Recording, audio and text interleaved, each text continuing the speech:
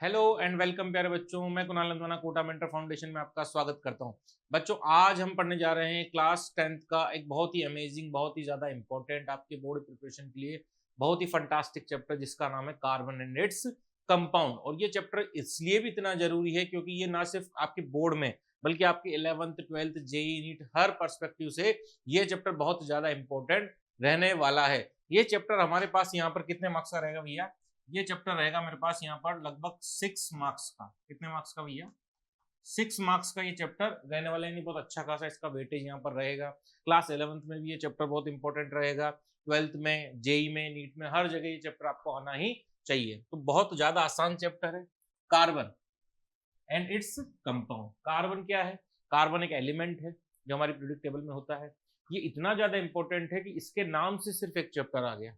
सिर्फ नाम से केवल कार्बन, कार्बन का अकेला चैप्टर, 118 एलिमेंट में से कार्बन एक ऐसा चैप्टर जिसका अलग से चैप्टर हमने पढ़ना पड़ रहा है, यानी बहुत ज्यादा इंपॉर्टेंस रखता होगा ये चैप्टर। तो शुरू करते हैं इस चैप्टर को बिना समय व्यतीत करें। चलो शुरू करते हैं। सबसे पहला टॉपिक आता है इसके अंदर कोवेलेंट कंपाउंड या कोवेलेंट बॉन्ड। अब कोवेलेंट क्या होता है? कोवेलेंट का मतलब ऐसा कि जब कभी भी दो एटम्स क्या करें, एक दूसरे के पास आए और पास आकर एक बॉन्ड से जुड़ जाए। और कौन से बॉन्ड से? कोवेलेंट बॉन्ड से जुड़ जाए, तो उस कंपाउंड को क्या बोला जाएगा? कोवेलेंट कंपाउंड बोला जाएगा। अब सर कोवेलेंट बॉन्ड क्या होता है? तो कोवेलेंट बॉन्ड ऐसा बॉन्ड जो किससे बने? पार्टनरशिप से बने। किससे बने? पार्टनरशिप से। तो पार्टनरशिप से बनने वाले बॉन्ड को क्या बोला जाता है? कोवेलेंट बॉन्ड बोला जाता है। और जो कंपाउंड कोवेलेंट बॉन्ड से बने होते हैं उन्हें कोवेलेंट कंपाउंड बोला जाता है। देखोगे, compounds formed by sharing, yes, sharing of electron means दोनों जो कंपाउंड, दोनों जो मॉलिक्यूल्स उसमें जो भी होंगे, चाहे वो एटम हो चाहे वो एलिमेंट हो, उनके इलेक्ट्रॉन्स क्या होंगे? शेयर करेंगे, आपस में मिल जाएंगे बिटवीन टू एटम्स। मतलब दोनों एटम के इलेक्ट्रॉन क्या कर दें? शेयर कर लें, और शेयर करके एक बॉन्ड बनाए। तो उस बॉन्ड से बनने वाले, जुड़ने वाले जो कंपाउंड रहेंगे उनका नाम क्या रहेगा? कोवेलेंट कंपाउंड रहने वाला है। बात करें सबसे पहले, बहुत ज्यादा important, formation of Cl2। Chlorine कैसे बना होगा? Cl2 कैसे बना होगा? तो क्या आप Cl को जानते हो क्या? तो हाँ, हम जानते हैं Cl कुछ इस तरीके से दिखाई देता है। Cl का इलेक्ट्रॉनिक कॉन्फ़िगरेशन अगर आप देखोगे तो 2 8 7, 2,8,7, यानी आउटर मोस्ट शेल में इसके कितने इलेक्ट्रॉन होते हैं? 7। यानी वैलेंस शेल में कितने इलेक्ट्रॉन होते हैं? 7। तो इसकी वैलेंस शेल में कितने इलेक्ट्रॉन है? 7। और यहां पर हमें बनाना है Cl2। अब सबसे पहली बात, इसके पास 7 इलेक्ट्रॉन है। और कोई भी एलिमेंट अपने आउटर मोस्ट शेल में कितने इलेक्ट्रॉन रखना चाहेगा? हर एक एलिमेंट अपने आउटर मोस्ट शेल में 8 इलेक्ट्रॉन या उसको फुलफिल रखना चाहेगा। लेकिन नोबल गैस कॉन्फ़िगरेशन को लेने के लिए अपने आउटर मोस्ट शेल में कितने इलेक्ट्रॉन कम से कम होने चाहिए? 8 इलेक्ट्रॉन कम से कम वहां पर रहना चाहिए। लेकिन इसके आउटर मोस्ट में कितने इलेक्ट्रॉन है? 7 इलेक्ट्रॉन। तो ये क्या करेगा? ये अपने जैसे एक और Cl को ढूंढेगा, ये अपने जैसे एक और Cl को ढूंढेगा, उसके पास भी आउटर मोस्ट में 7 इलेक्ट्रॉन रहेंगे। तो अब ये दोनों मिलकर कुछ ऐसी पार्टनरशिप करें कि इन्हें आपस में कंबाइन भी हो जाए, आउटर मोस्ट शेल भी पूरा हो जाए, और ये क्या बन जाए? एक स्टेबल कंपाउंड भी बन जाए। तो इसके लिए इनको क्या करना पड़ेगा? कोवेलेंट बॉन्डिंग करनी पड़ेगी। देखेंगे कैसे करेंगे। देखो, सबसे पहले Cl के आउटर मोस्ट शेल में कितने इलेक्ट्रॉन? Cl के आउटर मोस्ट शेल में कितने इलेक्ट्रॉन? 7। 1 2 3 4 5 6 और एक ये रहा 7। इसके आउटर मोस्ट शेल में कितने इलेक्ट्रॉन हो भैया? 7 इलेक्ट्रॉन। फिर इन्होंने एक और Cl को बुलाया, इधर वाले को, कि Cl तू भी आ जा। देखो, इसने एक Cl को और को बुलाया। जब ये Cl आया तो इसके आउटर मोस्ट शेल में कितने इलेक्ट्रॉन साथ में लेके आया? 7। 1 2 3 4 5 6। क्या दिखाई दे रहा है क्या? ये Cl आया, अपने आउटर मोस्ट में 7 इलेक्ट्रॉन लेके आया। ये Cl आया, अपने आउटर मोस्ट में 7 इलेक्ट्रॉन लेके आया। और जब ये 7 इलेक्ट्रॉन लेकर के आए और इन्होंने बॉन्डिंग करना चाहा, तो इसने क्या बोला? भैया भैया अपना इलेक्ट्रॉन मुझे दे। इस Cl ने उस वाले Cl से एक इलेक्ट्रॉन उधार मांग लिया। अब देखो, चेक करो, 1 2 3 4 5 6 7 8, इसके गोले में कितने इलेक्ट्रॉन आ गए? 8 इलेक्ट्रॉन। तो क्या ये अपने आप को स्टेबल फील करेगा? क्या? यस करेगा। आउटर मोस्ट में 8 इलेक्ट्रॉन आना मतलब स्टेबिलिटी। तो ये तो हो गया। अब बोलेगा भैया आपने मुझसे तो अपना इलेक्ट्रॉन ले लिया, क्या आप भी मुझे अपना इलेक्ट्रॉन देंगे? तो बोलेगा ले ले। इसने क्या किया, अपना एक इलेक्ट्रॉन इसे दे दिया, दे दिया या नहीं दे दिया? तो इसने अपना इलेक्ट्रॉन उसे दिया, उसने अपना एक इलेक्ट्रॉन इसे दिया। इसके गोले में कितने इलेक्ट्रॉन? 8 इलेक्ट्रॉन।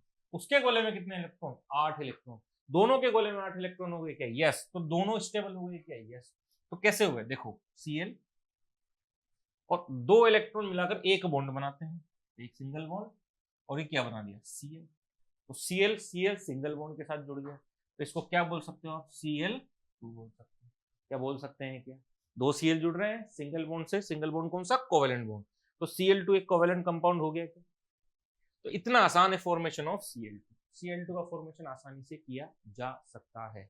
पहले भी आपको बताया था कि आउटर मोस्ट शेल में कितने इलेक्ट्रॉन होने चाहिए? कम से कम 8 इलेक्ट्रॉन रहने चाहिए स्टेबिलिटी के लिए। स्टेबिलिटी क्यों मिलती है 8 इलेक्ट्रॉन से?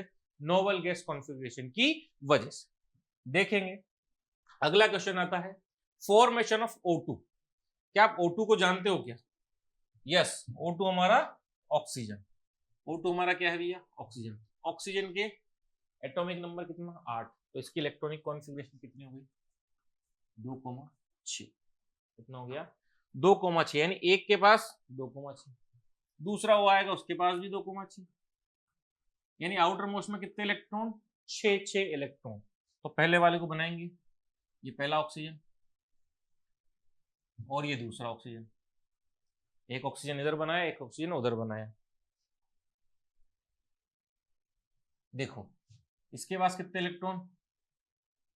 1 2 3 4 5 6। इसके पास कितने इलेक्ट्रॉन टोटल मिला के?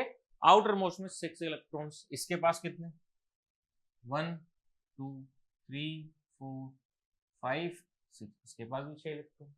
तो अब ये दोनों क्या करेंगे? वहां उसने क्या किया था? Cl2 ने एक एक इलेक्ट्रॉन को शेयर किया था। ये दोनों क्या कर लेंगे? 2 इलेक्ट्रॉन्स को शेयर कर लेंगे। देखो ये एक इलेक्ट्रॉन, इसने 2 इलेक्ट्रॉन शेयर कर लिए। अब इसके गोले में कितने? 1 2 3 4 5 6 7 8। इसके गोले में कितने इलेक्ट्रॉन आ गए? 8 इलेक्ट्रॉन। अब यहाँ पर आ जाएंगे भैया, ये कहेगा मैंने तुझे इलेक्ट्रॉन दिए, तू भी मुझे इलेक्ट्रॉन देके दोस्ती पक्की कर ले। तो दोस्ती पक्की कर ली इन्होंने। कैसे करी दोस्ती पक्की? इसने अपने 2 इलेक्ट्रॉन इसको दे दिए, इसने अपने 2 इलेक्ट्रॉन उसे दे दिए। तो यहाँ पर देखो 1 2 3 4 5 6, और इसी गोले में 2 इलेक्ट्रॉन हो गए, तो 8 हो गए। सिमिलरली 1 2 3 4 5 6 7 8, इसके बाद भी 8 इलेक्ट्रॉन हो गए। तो इन दोनों ने एक 2 इलेक्ट्रॉन का एक बॉन्ड, फिर अगले 2 इलेक्ट्रॉन का दूसरा बॉन्ड, और O डबल बॉन्ड O बनाया कि नहीं बनाया? तो O डबल बॉन्ड O मिलकर ये O2 बन गया कि नहीं बन गया? O2 का फॉर्मेशन इस तरीके से होगा। तो ये भी हम कर सकते हैं, बहुत आसान है। शेयरिंग, अपने आप की दोस्ती को पक्की करके अपने बॉन्ड को मजबूत करना, और एटम को, मॉलिक्यूल को क्या बनाना? स्टेबल बनाना। वही बॉन्डिंग है, उसी के लिए बॉन्डिंग करते हैं। तो वो हमारी बॉन्डिंग आसानी से हो गई। 2 कोवेलेंट बॉन्ड बनाए, इसलिए O2 बन गया, और डबल बॉन्ड स्ट्रक्चर इसका बनने वाला है। नेक्स्ट बात करें N2 की। क्या N को जानते हो क्या? देखो N को जानते हैं। N का एटॉमिक नंबर 7, यानी 2,5। आउटर मोस्ट में कितने इलेक्ट्रॉन? 5 इलेक्ट्रॉन। N2 तो 2 लेंगे, देखें तो 2,5 हो गया। दोनों के आउटर मोस्ट में कितने इलेक्ट्रॉन? 5 इलेक्ट्रॉन हो गए। तो ये एक N, ये दूसरा N, और दोनों के पास कितने इलेक्ट्रॉन हो गए भैया? देखो 1 2 3 4 5, ये 5 इलेक्ट्रॉन इसके पास हो गए। ऐसे ही 1 2 3 4 5 इलेक्ट्रॉन उसके पास, 5 इलेक्ट्रॉन इसके पास, 5 इलेक्ट्रॉन उसके पास। तो ये क्या करेंगे? ये दोस्ती का हाथ बढ़ाएंगे। क्या करेंगे? दोस्ती का हाथ बढ़ाएंगे। ये बोलेगा भैया मेरे पास 5 इलेक्ट्रॉन है, मेरे को तो 8 चाहिए। तो ये बोलेगा 3 इलेक्ट्रॉन में तुझसे ले लूं क्या? ये जाएगा उसके पास, 3 इलेक्ट्रॉन ले लेगा। बोलेगा भैया मैंने आपको 3 इलेक्ट्रॉन दिए, कि आप भी मुझे अपने 3 इलेक्ट्रॉन देंगे? ले ले यार, दोस्ती पक्की। अब दोस्ती पक्की हो गई तो देखो क्या क्या हुआ है। 1 2 3 4 5 6 7 8, इस N के पास 8 इलेक्ट्रॉन आ गए। इस N के पास 1 2 3 4 5 6 7 8, इसके पास भी 8 इलेक्ट्रॉन आ गए। तो दोस्ती पक्की। दोस्ती पक्की कितने इलेक्ट्रॉन ने करी? इस N के और इस N के 1 2 और 3, 6 इलेक्ट्रॉन्स हैं तो 3 बॉन्ड, एक बॉन्ड पे 2 इलेक्ट्रॉन, तो 6 इलेक्ट्रॉन्स हैं तो 3 बॉन्ड बन गए, यानी कि N triple bond N, N2 बन गया कि नहीं बन गया? 2 N है, ट्रिपल बॉन्ड से जुड़े हुए हैं, तीनों कौन से बॉन्ड है, कोवेलेंट बॉन्ड से जुड़े हुए हैं, तो फॉर्मेशन ऑफ N2 भी आसान है। तो इसी तरीके से आप कोवेलेंट कंपाउंड्स बना सकते हैं। क्या करना है, आउटर मोस्ट इलेक्ट्रॉन रखने हैं, जितने की रिक्वायरमेंट होते शेयर करवाएंगे और हमारा आसानी से इलेक्ट्रॉन स्ट्रक्चर बन जाएगा। इसी को हम क्या बोलते हैं, ये जो हम बना रहे हैं इलेक्ट्रॉन डॉट स्ट्रक्चर बोलते हैं। ये टॉपिक है आपकी क्लास में, इसलिए यहाँ पे साथ में कवर होकर चल रहा है। इसको क्या बोलते हैं, इलेक्ट्रॉन डॉट स्ट्रक्चर भी इसको ही बोला जाता है। तो इसी तरीके से इलेक्ट्रॉन डॉट स्ट्रक्चर हम बना सकते हैं। नेक्स्ट अगर हम बात करें कोवेलेंट कंपाउंड किस किस के बीच में बनते हैं, अब तक हमने 3 कोवेलेंट कंपाउंड, 3 स्ट्रक्चर बना के देखे 3 कंपाउंड्स के, तो किस किस के बीच में बनते हैं। तो कोवेलेंट हमेशा बनेगा नॉन मेटल की। इसमें covalent compound is form between non metal और नॉन मेटल, यानी कार्बन भी नॉन मेटल, दूसरा कार्बन भी नॉन मेटल, या कार्बन हाइड्रोजन नॉन मेटल, या अपना Cl2 Cl और Cl नॉन मेटल, या ऑक्सीजन नॉन मेटल। तो नॉन मेटल के बीच में कौन सा बॉन्ड बनता है, कोवेलेंट बॉन्ड बनता है। जैसे कि H2O2 O2 हमने बना चुके, N2 बना चुके, Cl2 बना चुके, H2O बनाएंगे अभी हम, NH3 और CH4 सब बना के देखते हैं एक एक करके। देखो सबसे पहले बात करें H2O की, तो यहाँ पर हाइड्रोजन के आउटर मोस्ट शेल में कितने इलेक्ट्रॉन, 1 इलेक्ट्रॉन। और ये एक्सेप्शन है क्योंकि इसको 8 नहीं चाहिए होते, इसको 2 चाहिए होते हैं। ये हीलियम जैसा बनना चाहता है, ये क्या करना चाहता है, हीलियम जैसा बनना चाहता है। इसका स्ट्रक्चर देखो आप, ये हाइड्रोजन है, एक हाइड्रोजन इधर है, एक ऑक्सीजन। चलो इलेक्ट्रॉन लगाते हैं। चलिए हाइड्रोजन के पास 1 इलेक्ट्रॉन, इस वाले हाइड्रोजन के पास भी 1 इलेक्ट्रॉन। ऑक्सीजन के आउटर मोस्ट शेल में कितने इलेक्ट्रॉन, 6 इलेक्ट्रॉन। तो 6 कैसे भरेंगे, 1 2 3 4 5 6, इसके 6 हो गए, उसका 1, उसका 1। अब हाइड्रोजन क्या चाहता है, हाइड्रोजन चाहता है कि मेरे पास कितने इलेक्ट्रॉन हो, 2 इलेक्ट्रॉन हो। तो हाइड्रोजन क्या करेगा, हाइड्रोजन हमारा क्या कर लेगा, हाइड्रोजन आएगा कहेगा भैया 1 इलेक्ट्रॉन दे दो यार, ऐसे ये बोलेगा मुझे भी दे दो यार, दोस्ती पक्की। अभी नहीं, अभी पक्की नहीं, अभी सिर्फ हाइड्रोजन ने अपनी तरफ से दोस्ती करी, इस वाले हाइड्रोजन ने भी, और दोनों क्या होगा, स्टेबल होगा। इसके पास भी 2 इलेक्ट्रॉन, उसके पास भी 2 इलेक्ट्रॉन। अब क्या करेंगे, देखो इसके पास 2 इलेक्ट्रॉन, इसके पास, लेकिन ऑक्सीजन बोला मेरी तो दोस्ती पक्की हुई नहीं क्योंकि मेरी आउटर मोस्ट शेल में 8 इलेक्ट्रॉन आए नहीं। तो ये ऑक्सीजन क्या करेगा, ऑक्सीजन बोलेगा 1 हाइड्रोजन तू दे, 1 तू वाला हाइड्रोजन दे दो। दोनों हाइड्रोजन से 1 इलेक्ट्रॉन ले लिया, 1 इस वाले हाइड्रोजन से ले लिया, 1 उस वाले हाइड्रोजन से। अब देखो 1 2 3 4 5 6 7 8 इलेक्ट्रॉन, यानी ऑक्सीजन की दोनों हाइड्रोजन से दोस्ती पक्की। और जब 2 हाइड्रोजन और 1 ऑक्सीजन जुड़ेगा तो 2 तो हाइड्रोजन जुड़ गए और 1 ऑक्सीजन जुड़ गया, तो क्या H2O का फॉर्मेशन हो गया क्या, यस H2O का फॉर्मेशन भी हो गया। और क्या बन गया, एक जिसको बोलते हैं कोवेलेंट कंपाउंड भी हमारा बन गया। तो H2O का फॉर्मेशन हुआ, कोवेलेंट कंपाउंड बना, और इलेक्ट्रॉन डॉट स्ट्रक्चर भी हमने इसका कंप्लीट कर लिया है। ठीक इसी तरह का CH4 की बात करें तो C आ गया भैया कार्बन, तो जो इंतजार था वो खत्म हुआ, कार्बन आया।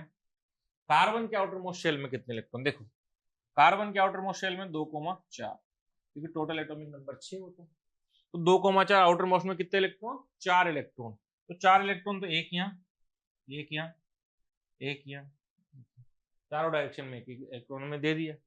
और साथ में कौन जुड़ रहे हैं, 4 हाइड्रोजन भी जुड़ रहे हैं। तो साथ में क्या जोड़ देंगे, 1 हाइड्रोजन, 1 हाइड्रोजन, 1 हाइड्रोजन इधर और 1 हाइड्रोजन इधर। क्या चारों तरफ 1 हाइड्रोजन जोड़ चुके क्या हम, देखेंगे हाइड्रोजन कहेगा कि मेरे पास तो 1 इलेक्ट्रॉन है भैया, मेरे पास तो 1 इलेक्ट्रॉन है, क्या दोस्ती करोगे। हाइड्रोजन दोस्ती का हाथ बढ़ाता है, ये हाइड्रोजन बढ़ाता है, ये हाइड्रोजन दोस्ती का हाथ बढ़ाता है, और ये हाइड्रोजन भी दोस्ती का हाथ बढ़ाता है।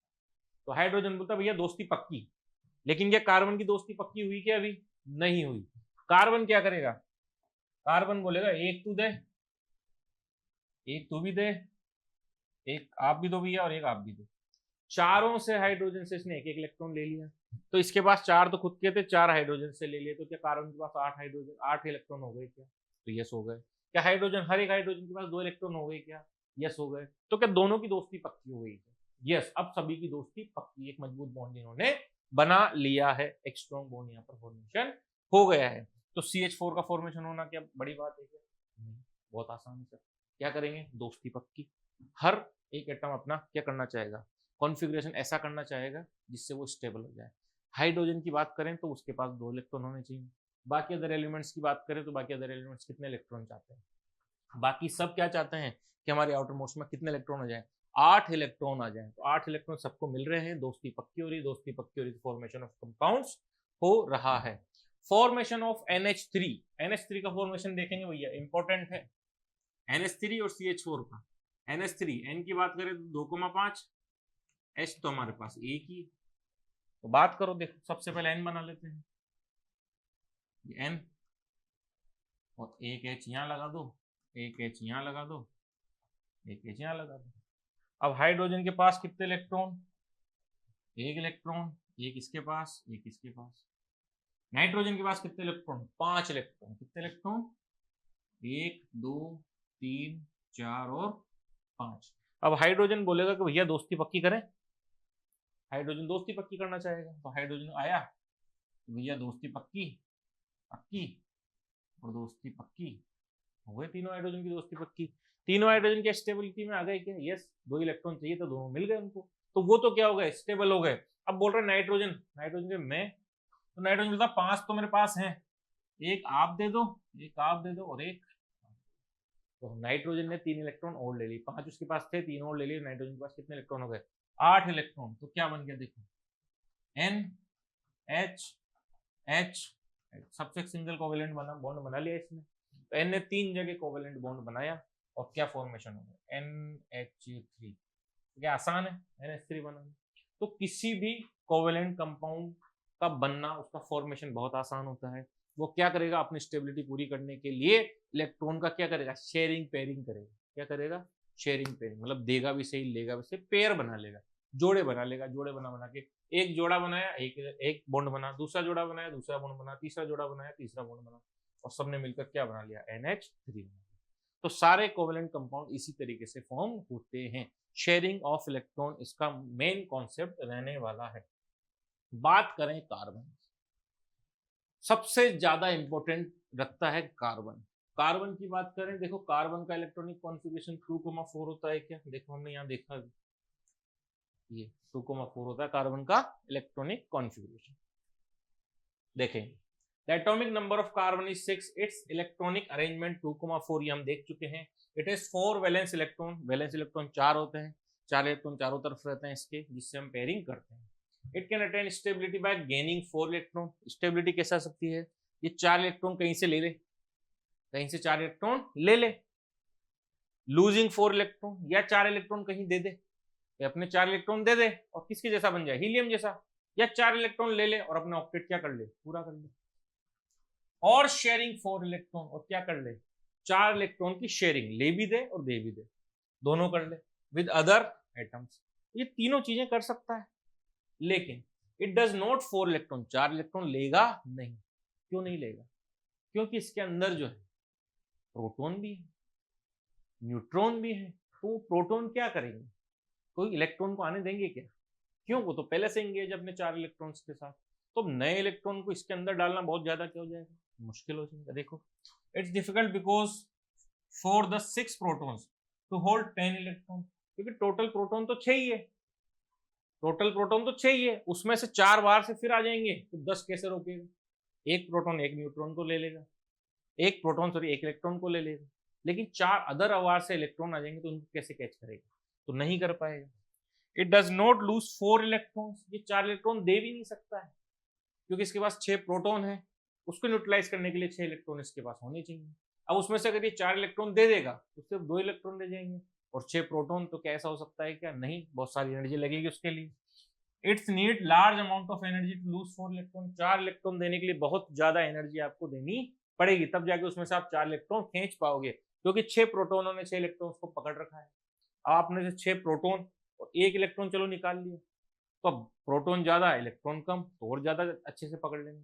दूसरा निकाल लिया तो और ज्यादा मजबूत हो जाएंगे, तो क्या तीसरा निकाल पाओगे क्या? तो बहुत ज्यादा अमाउंट में आपको एनर्जी इसके लिए देनी पड़ेगी। तो ऐसा भी नहीं कर सकता है ये, और ऐसा भी नहीं कर सकता, यानी ना ये ले सकता है ना ये दे सकता है। तो ये क्या करेगा? सो इट शेयर 4 इलेक्ट्रॉन, तो ये क्या करता है? 4 इलेक्ट्रॉन शेयर कर देता है, कि मैं शेयर कर रहा हूं, दे नहीं रहा हूं, शेयर कर रहा हूं, मेरा भी तुम्हारा भी, ऐसे शेयर करता है। To attain stability resulting in the formation of covalent bonds. तो हमने जैसा यहां देखा, इसने अपने इलेक्ट्रॉन दिए नहीं, लिए भी नहीं, इसने शेयर करके दिखा, क्योंकि ये समझो तुम्हारे भी और मेरे भी हैं, तुम्हारे भी और मेरे भी हैं, तुम्हारे भी और मेरे भी, ऐसा ही यहाँ समझो। तो इसने अपने इलेक्ट्रॉन्स को शेयर किया है, दिया नहीं है, ना ही कहीं से इलेक्ट्रॉन लिए हैं, सिर्फ उसने बताया है कि चलो मैं ये इलेक्ट्रॉन मैं अपने पास रखता हूँ, लिया नहीं है, रखता है, उसके साथ उसको हाइड्रोजन भी रखना पड़ेगा। क्यों? उसके इलेक्ट्रॉन रख रहा है तो हाइड्रोजन को भी रखना पड़ेगा। तो इसने पेयर बनाए हैं शेयरिंग के साथ, शेयरिंग के साथ। Since carbon atom need 4 electron to attain stability, its valency is 4 and its tetravalent। तो इसकी वैलेंसी 4 है, 4 इलेक्ट्रॉन इसको चाहिए इसकी वैलेंसी पूरी करने के लिए, इसको इसलिए टेट्रावेलेंट बोला जाता है। यानी 4 इलेक्ट्रॉन की शेयरिंग कार्बन कर सकता है, क्योंकि इसके आउटर मोस्ट में कितने इलेक्ट्रॉन होते हैं? 4 इलेक्ट्रॉन होते हैं। बात करें प्रॉपर्टीज ऑफ कोवेलेंट कंपाउंड। अब कोवेलेंट कंपाउंड्स की प्रॉपर्टी क्या क्या होती है? तो अब तक हमने कोवेलेंट कंपाउंड बनाना सीखा। कोवेलेंट कंपाउंड नॉन मेटल के बीच में बनते हैं और फॉर्मेशन होता है शेयरिंग से। इतनी सी बात हमने यहाँ सीखी। कुछ उसके एग्जांपल कर लिया, Cl2 का कर लिया, O2 का कर लिया, N2 का कर लिया, NH3 का कर लिया, H2 का कर लिया, CH4 का कर लिया। तो ऐसे बहुत सारे एग्जाम्पल्स हमने यहाँ पर करे। NH3 का कर लिया। देखो properties of covalent compound, property क्या क्या होती है। देखो, it is evident that the number of shared pair electron can be 1, 2, 3 और मोर। तो क्या क्या हुआ था? कभी 1 इलेक्ट्रॉन शेयर कर रहा है, कभी 2 इलेक्ट्रॉन शेयर कर रहा है, कभी 3 इलेक्ट्रॉन शेयर कर रहा है, कार्बन 4 इलेक्ट्रॉन शेयर कर रहा है। तो 1, 2, 3, 4 नंबर ऑफ इलेक्ट्रॉन शेयर कर सकते हैं। Try making the structure of H2 और CH4 के स्ट्रक्चर बना लिए क्या हमने? तो बना लिए। इसको होमवर्क में भी आप कर सकते हैं। Bond form by the sharing of an electron pair between 2 atoms is called covalent bond. ये बात हम बता चुके हैं कि कोवेलेंट बॉन्ड कैसे बनता है? शेयरिंग ऑफ इलेक्ट्रॉन से। जैसे ही शेयरिंग ऑफ इलेक्ट्रॉन होती है कोवेलेंट बॉन्ड बनता है। यहाँ पे हमने 2-3 जगह बनाए, ये शेयरिंग की और ये बॉन्ड बन गया, शेयरिंग की और ये बॉन्ड बन गया। तो ये जो बॉन्ड बन रहे हैं, इन बॉन्ड को हमने कोवेलेंट बॉन्ड बोला था, यही वहां पर लिखा हुआ है। Covalently bonded molecules have low melting point, boiling point because comparatively weaker intermolecular force unlike ionic compound। तो इनका जो intermolecular force होता है वो कम होता है, तो इनकी melting boiling थोड़े से कम होते हैं। These molecules are generally poor conductor of electricity since no charged particle are formed। क्योंकि चार्ज पार्टिकल नहीं बना। कहीं ऐसा तो नहीं हुआ कि NH4+ बनाओ, नहीं बना है। तो जो बन रहा है वो बन रहा है, मतलब चार्ज पार्टिकल नहीं है। और अगर चार्ज पार्टिकल नहीं है तो क्या इलेक्ट्रिसिटी को कंडक्ट करेंगे क्या? तो नहीं करेंगे, क्योंकि इलेक्ट्रिसिटी कंडक्ट करने के लिए इलेक्ट्रॉन क्या होने चाहिए? मूविंग स्टेट में होने चाहिए, जो कि यहाँ पॉसिबल ही नहीं है। तो ये बहुत आसान कुछ प्रॉपर्टीज है। अब कार्बन की बात करें तो कार्बन का ही चैप्टर क्यों दिया गया? क्योंकि कार्बन का नेचर बहुत वर्सेटाइल है, मल्टीटास्किंग, मल्टी टैलेंटेड है। मल्टी टैलेंटेड है इसलिए इसका अलग से चैप्टर है। इतने सारे कंपाउंड एलिमेंट्स हम पढ़ते हैं, लेकिन उसमें से चैप्टर सिर्फ कार्बन का है, अभी के बोर्ड के एग्जाम के पर्पज से। Versatile nature of carbon, carbon का नेचर बहुत ज्यादा स्पेशल होता है।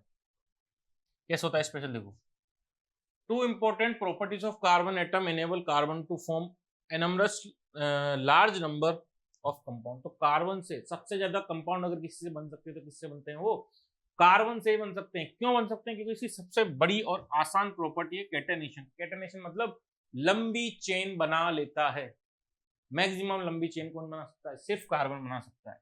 Property of carbon atom to form bond with the other atoms of carbon, यानी कार्बन कार्बन कार्बन कार्बन ऐसे बहुत सारे कार्बन एक साथ जोड़ सकता है, called catenation. Like carbon silicon form compounds. तो ऐसा कौन कर सकता है? तो सिलिकॉन भी कर सकता है, क्योंकि वो भी टेट्रावेलेंट होता है। विद हाइड्रोजन अप टू 7 और 8 एटम्स ऑफ सिलिकॉन। लेकिन वो कहां तक जा सकता है? 7 से 8 एटम्स तक जा सकता है, उसके आगे नहीं जाता है, स्टेबिलिटी खत्म हो जाती है उसकी। दूसरी है टेट्रावेलेंसी। इसकी वैलेंसी कितनी है?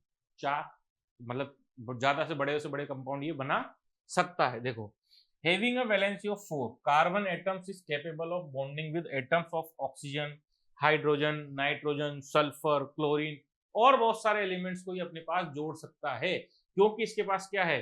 4 इलेक्ट्रॉन ऐसे हैं जो पेयरिंग कर सकते हैं। The smaller size of carbon atom enable nucleus to hold the shared pair electrons strongly। तो न्यूक्लियस, क्योंकि साइज छोटी है, न्यूक्लियस न्यूक्लियस के बीच में आराम से ये बॉन्डिंग करता है, रोक के रखता है और होल्ड करके रखता है electron strongly. This carbon compounds are very stable in general. तो कार्बन के कंपाउंड बहुत ज्यादा स्टेबल होते हैं। अभी स्टेबिलिटी पढ़ेंगे इसके, थोड़ा सा आगे चलते हैं, इसकी स्टेबिलिटी पढ़ लेंगे। सैचुरेटेड और अनसैचुरेटेड हाइड्रोकार्बन्स क्या होते हैं या कंपाउंड्स, कार्बन कंपाउंड्स, उनको क्या बोला जाता है? हाइड्रोकार्बन। यानी कार्बन और हाइड्रोजन से बनने वाले कंपाउंड क्या बोलेंगे? कार्बन या हाइड्रोजन से बनने वाले कंपाउंड हाइड्रोकार्बन्स हो गए। अब सैचुरेटेड और अनसैचुरेटेड। सैचुरेटेड कौन? सैचुरेटेड वो जिसमें single bond have single bond between atoms of carbon referred as alkanes are less reactive. तो ये सैचुरेटेड है, लेस रिएक्टिव। क्यों? सारी वैलेंसी ऑक्यूपाइड रहेगी यहाँ पर, तो वैलेंसी ऑक्यूपाइड रहेगी तो ये नए एटम्स बॉन्ड बनाने में सक्षम थोड़ा सा कम रहेगा, इसलिए लेस रिएक्टिव को बोला जाता है सैचुरेटेड। सैचुरेटेड मतलब संतृप्त, पेट इसका भर चुका है। बात करें अनसैचुरेटेड की, अनसैचुरेटेड में यानी डबल बॉन्ड या ट्रिपल बॉन्ड वाले जितने भी कंपाउंड हैं, have double and triple bonds between atoms of carbon referred as alkenes and alkynes are more reactive. किसके रिगार्ड्स? हमारे सैचुरेटेड यानी अल्केन्स से, अल्केन्स से ज्यादा रिएक्टिव होते हैं कौन? अल्कीन और अल्काइन। तो ये सैचुरेटेड अनसैचुरेटेड है, सिंगल बॉन्ड सैचुरेटेड है, डबल बॉन्ड अनसैचुरेटेड हाइड्रोकार्बन्स कहलाते हैं। बात करें allotropes of carbon. Sir carbon के एलोट्रोप्स क्या होते हैं? तो ऐसे जो किससे ओरिजिनेट हो?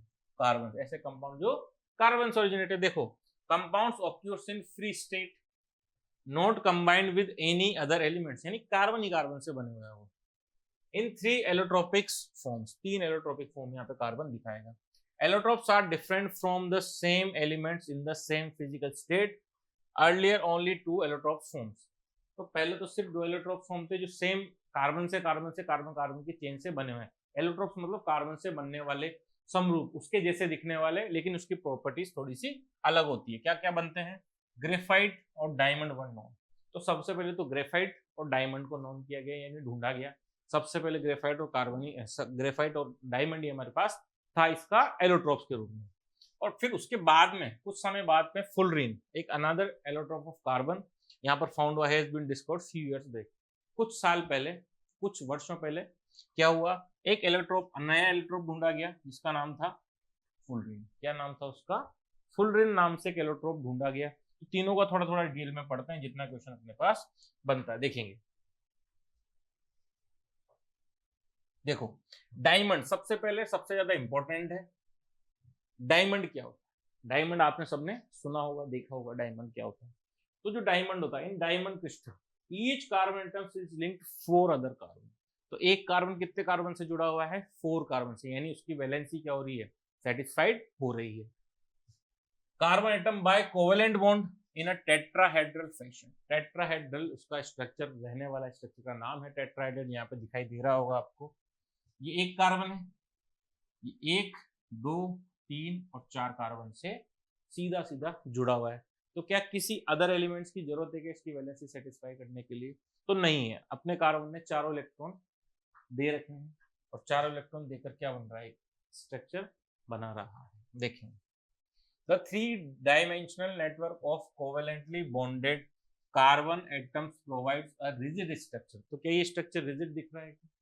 एक ऐसा क्लोज स्ट्रक्चर दिख रहा है, ऐसा पैक्ड स्ट्रक्चर दिख रहा है जो बहुत मजबूत दिख रहा है। और इस रिजिडिटी की वजह से structure to diamond, this rigidity makes diamond very hard substance. बहुत ज्यादा इंपॉर्टेंट है, बहुत सारे एग्जाम्स में पूछा जाता है कि हार्डेस्ट सब्सटेंस कौन सा होता है? कौन सा होता है भैया? डायमंड। डायमंड एक ऐसा नॉन मेटल जो सबसे हार्ड होता है। In fact, the hardest natural substance known। और हार्डेड नेचुरल सब्सटेंस, कौन सा सब्सटेंस? नेचुरल, जो नेचर से मिलता है, वो सबसे ज्यादा मजबूत स्ट्रक्चर किसका होगा भैया? इस डायमंड का होगा। बात करें, क्वेश्चन जो इंपॉर्टेंट पूछा जाता है कि यूजेस ऑफ डायमंड आप बता दीजिए, या ऐसा ही पूछा जाता है कि कार्बन के एलोट्रोप्स के क्या यूज हो सकते हैं। तो हम एक एलोट्रोप लिखेंगे डायमंड, उसका यूज लिख देंगे, फिर ग्रेफाइट लिखेंगे, उसका लिख देंगे, इस तरीके से करेंगे। यूजेस ऑफ डायमंड, सबसे मेजर जो यूज है इसका, वो कटिंग करने में। किसको? कटिंग या ग्राइंडिंग अदर हार्ड मटेरियल। बहुत सारे हार्ड मटेरियल्स को कट करने के लिए, क्योंकि ये खुद इतना हार्ड है कि इसको तोड़ना आसान नहीं है, तो इसको कट, इससे चीजों को कट किया जाता है। जो हार्ड सब्सटेंस होते हैं उनको किससे कट किया जा सकता है? डायमंड से कट किया जा सकता है। It is also employed in instrument used for cutting glass and drilling the rocks. तो ग्लास को कट करने में या रॉक्स को कट करने में किसकी मशीन को यूज किया जाता है? इस मैकेनिज्म को यूज किया जाता है, या इसके मशीन भी बनाई जाती है और उसी से चीजें कट की जाती है। इंस्ट्रूमेंट्स में यही लगाया जाता है डायमंड से। It is use for general, in general ये ज्वेलरी में, ब्यूटीफुल ऑर्नामेंट्स बनाने में काम में लिया जाता है। डायमंड के ब्यूटीफुल ऑर्नामेंट्स, चमकदार डायमंड्स के नेकलेसेस और अदर ज्वेलरी यहाँ पर बनती है, तो उसमें इसका जनरल यूज किया जाता है। तो बहुत आसान से इसके कुछ यूजेस हैं। स्ट्रक्चर इसका बहुत आसान है, एक कार्बन 4 कार्बन के साथ जुड़ा हुआ है और टेट्रावेलेंट ये बना रहा है स्ट्रक्चर, ठीक है। तो कोवेलेंट बॉन्डिंग के साथ 4 बॉन्ड के साथ ये जुड़कर बनता है। टेट्राहेड्रल फैशन में ये वर्किंग इसका रहने वाला है। बात करें अगले एलोट्रोप्स की, जिसका नाम है ग्रेफाइट। ग्रेफाइट एक बहुत ज्यादा इंपॉर्टेंट रोल रखता है, क्योंकि जनरल लाइफ में ज्यादा काम आता है। क्योंकि डायमंड एक एक्सपेंसिव मटेरियल है, ग्रेफाइट थोड़ा कम एक्सपेंसिव मटेरियल है और नेचुरल है। डायमंड भी नेचुरल है। In contrast to diamond, graphite is soft. Diamond क्या था? बहुत ज्यादा हार्ड, या सबसे हार्ड जो नेचुरल प्रोडक्ट था। Graphite is soft, black colour का होगा, सॉफ्ट होगा, वो चमकदार था और एक स्लीपरी, सोपी लाइक, चिकनाहट वाला। It has a metallic lustre. It is good conductor of electricity and heat. एकमात्र ऐसा नॉन मेटल जो इलेक्ट्रिसिटी का और हीट का क्या है? गुड कंडक्टर है, कार्बन का एलोट्रोप, जिसका नाम है ग्रेफाइट। ये पढ़ भी चुके हम पहले। In graphite each carbon atom is bonded with 3 other. एक कार्बन 3 अदर्स, एक कार्बन है 1, 2 और 3 अदर्स जुड़ा हुआ है। हर एक कार्बन आप देखोगे तो इसको ले लो, 1, 2 और 3। हर कार्बन किससे जुड़ा हुआ है? 3 अदर कार्बन एटम से जुड़ा हुआ है। इन द सेम प्लेन, एक सेम प्लेन, ठीक है। प्लेन एकदम सेम है, एक इधर एक इधर एक इधर, इसे 3 से जुड़ा हुआ है। Plane giving hexagonal array. तो हेक्सागोनल एक साइज बनती होगी, देखो आप यहाँ देख लो, 1, 2, 3, 4, 5, 6 हेक्सागोनल साइड बन रही है और सेम प्लेन में बन रही है। तो बन रहा है one of these bond is double bond. इनमें से एक बॉन्ड क्या रहेगा? Double bond. सीधी सी बात है, जो उधर और इधर दोनों तरफ सेम रहेगा वो डबल बॉन्ड हो जाएगा। एंड दस the valency of carbon satisfied, ठीक है। Graphite structure is formed by the hexagonal arrays being placed layer by layer. देखो एक लेयर यहाँ दिख रही होगी, फिर एक लेयर यहाँ दिख रही है, फिर एक लेयर यहाँ दिख रही है, एक लेयर यहाँ दिख रही है। इस तरीके से कुछ लेयर्स चल रही है कि नहीं चल रही है? तो एक के ऊपर एक लेयर्स चलती है ग्रेफाइट्स की। और किसकी लेयर्स होती है? वो कार्बन की लेयर होती है, कार्बन के हेक्सागोनल एरे की लेयर्स होती है। ग्रेफाइट के यूजेस इंपॉर्टेंट है, पूछे जा सकते हैं। Graphite has many uses including in pencil batteries. Pencils अलग है, जो आप लिखते हो पेंसिल अपनी नोटबुक में, वो पेंसिल ग्रेफाइट से बनी होती है। बैटरीज बनाने में काम में जाता है, न्यूक्लियर रिएक्शन में, रिएक्टर्स में काम में जाता है। ऑल्सो यूज इन ल्यूब्रिकेंट्स में, क्योंकि स्लिपरी है। पॉलिशेज, बहुत सारी टाइप की पॉलिशेज में इसको यूज में लिया जा सकता है। And as a moderator in nuclear furnace, nuclear furnaces में इसको मॉडरेटर के रूप में काम में लिया जाता है। तो बहुत वर्सेटाइल नेचर इसका अकेले का भी है, और ये कार्बन का ही एक क्या है? एलोट्रोप रहने वाला है। लास्ट एलोट्रोप एक और है, फुलरिन। फुलरिन जैसा कि बताया था कि पहले नहीं था, बाद में इसको ढूंढा गया। तो फुलरिन वर डिस्कवर्ड इन 1985। तो ज्यादा पुरानी बात नहीं है, कम से कम 30-35 साल पुरानी बात है, 40 साल पुरानी बात है। बाय रॉबर्ट एफ, किसने ढूंढा इसको? रॉबर्ट एफ कर्ल ने, हेरोल्ड डब्ल्यू क्रेटो ने और रिचर्ड्स ई स्मेले ने। फुलरिन्स हैव क्लोज स्ट्रक्चर, देख पा रहे हो बिल्कुल क्लोज स्ट्रक्चर है, कुछ भी बाहर नहीं निकल पा रहा है। लाइक फुटबॉल, जैसा कि एक फुटबॉल आप देखते हो उसी तरीके का यहाँ पे कुछ कुछ इसका स्ट्रक्चर रहने वाला है। A typical fullerene named as buckminsterfullerene है 60 कार्बन एटम। कई बार पूछा गया है एमसीक्यूज में इस क्वेश्चन को कि बताओ फुलरिन में कितने कार्बन होते हैं। तो टोटल मिलाकर 60 कार्बन फुलरिन में यहाँ पर रहते हैं, तो ये हमें पता होना ही चाहिए। Its structure is shown by below figure this. इसका स्ट्रक्चर इस तरीके का दिखता है, इतना सा इसमें से पूछा जाता है। तो ज्यादा जो इंपॉर्टेंट था वो हमने इसमें यहाँ पर कवर कर लिया। तो ये कार्बन के एलोट्रोप्स थे, इंपॉर्टेंट रोल रखते हैं और इस तरीके से इसको खत्म करते हैं। नेक्स्ट जो टॉपिक आ रहा है हमारा, वो आ रहा है कार्बन कार्बन सिंगल बॉन्ड। यहां से आप शुरू करेंगे नोमेनक्लेचर ऑफ कार्बनिक कंपाउंड। कार्बन कंपाउंड के नोमेनक्लेचर पढ़ेंगे यहाँ से। तो नोमेनक्लेचर पढ़ने से पहले एक छोटी सी चीज हमें यहाँ पर पता होनी चाहिए। नोमेनक्लेचर पढ़ने से पहले छोटी सी चीज पता होनी चाहिए। क्या पता होनी चाहिए? नंबरिंग। जैसे 1 को क्या बोला जाएगा, 2 को, 3 को, 4 को, 5 को, फिर आगे पढ़ेंगे। 1 को बोला जाएगा मैथ, 2 को बोला जाएगा एथ, 3 को बोला जाएगा प्रॉप, 4 को बोला जाएगा ब्यूट, 5 को बोला जाएगा पेंट, 6 को क्या बोला जाएगा एग्स, 7 को बोला जाएगा हैप, 8 को बोला जाएगा ऑक्ट, 9 को बोला जाएगा नैन, और 10 को बोला जाएगा डेक। इस तरीके की कुछ नंबरिंग है। 1 को मैथ, 2 को एथ, 3 को prop, but, pent, hex, hept, टॉक, नैन, डेक। इस तरीके से कुछ नंबरिंग होती है 10 तक। इतनी ही आपके सिलेबस में पूछी थी। सिलेबस में आपके 6-7 तक की पूछी जाती है। हमने आपको 10 तक यहाँ पर कवर करा दी। आगे थोड़ा सा और पढ़ेंगे तब आगे बात करेंगे इसकी। बाकी अभी तक आपके लिए 10 तक ही इंपॉर्टेंट रहने वाली है। बात करें carbon carbon single bond. Carbon और कार्बन के बीच में अगर सिंगल बॉन्ड हो तो क्या हो, देखेंगे। कार्बन और कार्बन के बीच में सिंगल बॉन्ड होना चाहिए। तो कार्बन और कार्बन कम से कम कितने कार्बन होने चाहिए उसके लिए? 2 कार्बन तो होने चाहिए। और अगर एक ही हुआ तो सर एक ही हुआ तो एक भी हो सकता है। एक कार्बन को क्या बोलते हैं? मैथ बोलते हैं। और सिंगल बॉन्ड को क्या बोला? अल्क एन। क्या बोलते हैं? एन बोलते हैं। क्या बोलते हैं? एन। देखें इसका नाम देखें। एक कार्बन, 2 कार्बन, हर एक कार्बन की वैलेंसी कितनी होती है? 4 इलेक्ट्रॉन। यहाँ पर इसके पास एक वैलेंसी तो सेटिस्फाई है इस कार्बन की, तो बाकी 3 वैलेंसी में कौन जुड़ेगा? बाकी 3 वैलेंसी में कौन जुड़ेगा? ये तो हमें पता ही नहीं। तो देखो, जिसका कोई नहीं होता उसका कौन होता है? भगवान? नहीं। यहां पर जिसका कोई नहीं होता उसका होता है हाइड्रोजन। जिसका कोई नहीं है उसका कौन है? हाइड्रोजन। तो देखो, 2 कार्बन थे, किस किस से जुड़े हुए हैं? सिंगल बॉन्ड से जुड़े हुए कि नहीं जुड़े हुए? देख पा रहे हो आप, कार्बन कार्बन में सिंगल बॉन्ड। और बची हुई वैलेंसी को कौन सेटिस्फाई कर रहा है? हाइड्रोजन। तो यहां पर देखो, एक कार्बन, 2 कार्बन, तो C2।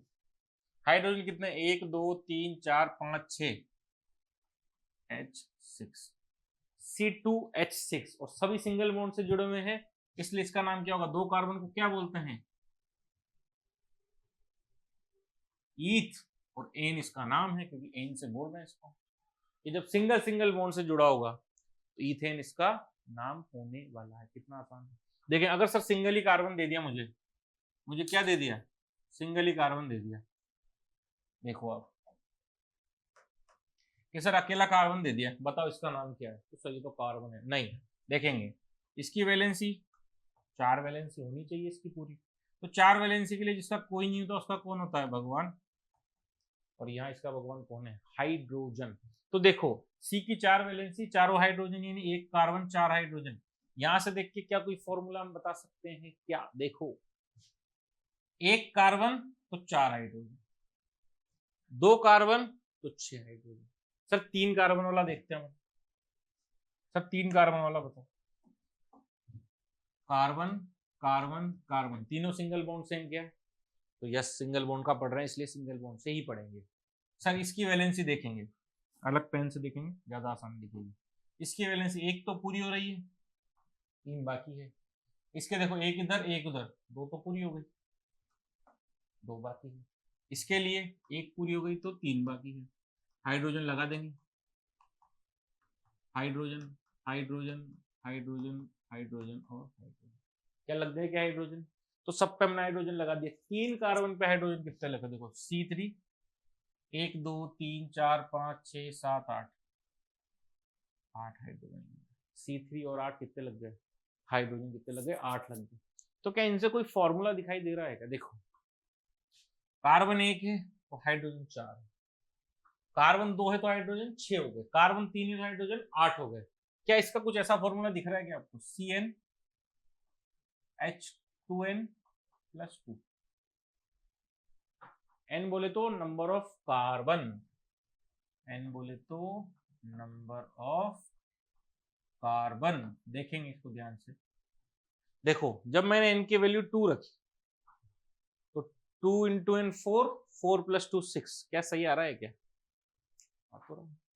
जब मैंने n की वैल्यू 1 रखी, 1 रखो तो यहाँ 1 टू जा 2, 2 प्लस 2 4, तो 1 रखोगे तो 4 आनी चाहिए।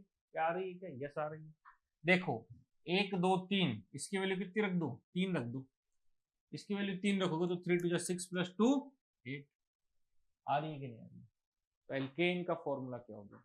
CnH2n plus 2। क्या हो गया? CnH2n plus 2। ये किसका फॉर्मूला हो गया? अल्केन का। अल्केन किसको बोलेंगे?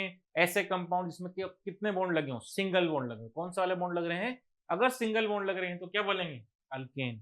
कार्बन कार्बन सिंगल बॉन्ड को अल्केन बोलेंगे। और अल्केन का जनरल फॉर्मूला क्या होता है? CnH2n plus 2। यही याद रखना है। सर कुछ भी बना सकते हैं क्या? जी हाँ, कुछ भी बना सकते हैं। बना के बताओ। 4 कार्बन ले लो, 3 और ये 4 कार्बन ले लिए। 4 कार्बन ले लिए तो पहले तो फॉर्मूले से देखते हैं। CnH2n plus 2। देखो C4, H कितना हो जाएगा? 2 इंटू 4 प्लस 2, तो C4 H2 4 जा 8 और 2 10। तो हाइड्रोजन कितने आने चाहिए? 10 आने चाहिए। सर प्रैक्टिकली चेक करके बताओ। देखो प्रैक्टिकली चेक करेंगे। इस कार्बन की एक वैलेंसी पूरी है, 2 3 4, 4 हो गई। इसकी 2 वैलेंसी पूरी हो रही है तो 2 लगा देंगे। इसकी 2 हो रही है तो फिर इस पे 2 लगा देंगे। इसकी 1 हो रही है तो इस पर 3 लगा देंगे। हाइड्रोजन लगाओ। 1 हाइड्रोजन, 2 3 4 5 6 7 8 9 और 10। क्या सभी कार्बन की वैलेंसी पूरी हो गई क्या? यस। सभी हाइड्रोजन की वैलेंसी पूरी हो गई क्या? यस। सब में सिंगल बॉन्ड है क्या? यस। क्या हाइड्रोजन का नंबर 10 आ गया क्या? यस। तो 4 कार्बन, तो हाइड्रोजन कितने हो गए? 10 हाइड्रोजन होने वाले हैं। तो क्या हमारा फॉर्मूला सही है क्या? तो फॉर्मूला क्रॉस चेक हो गया। सर 5 कार्बन के साथ करके देखो। 1 2 3 4 5, 5 कार्बन के साथ देखेंगे। वैलेंसी पूरी करो। 1 2 3 1 2 1 2 1 2 1 2 3। क्या सारे कार्बन की वैलेंसी पूरी हो गई क्या? हाइड्रोजन लगाओ। 1 2 3 4 5 6 7 8 9 10 11 और 12। कितने हाइड्रोजन लग गए? 12। अब फॉर्मूले से चेक करते हैं। चलो CN कितने? 1 2 3 4 5, कार्बन 5 लगाओ। H कितने लग जाएंगे? 5 का 2, 10 प्लस 2, तो C5H12। C5H12। तो फॉर्मूला अपने आप में सेटिस्फाई हो रहा है कि नहीं? तो हमेशा जहां जहां सिंगल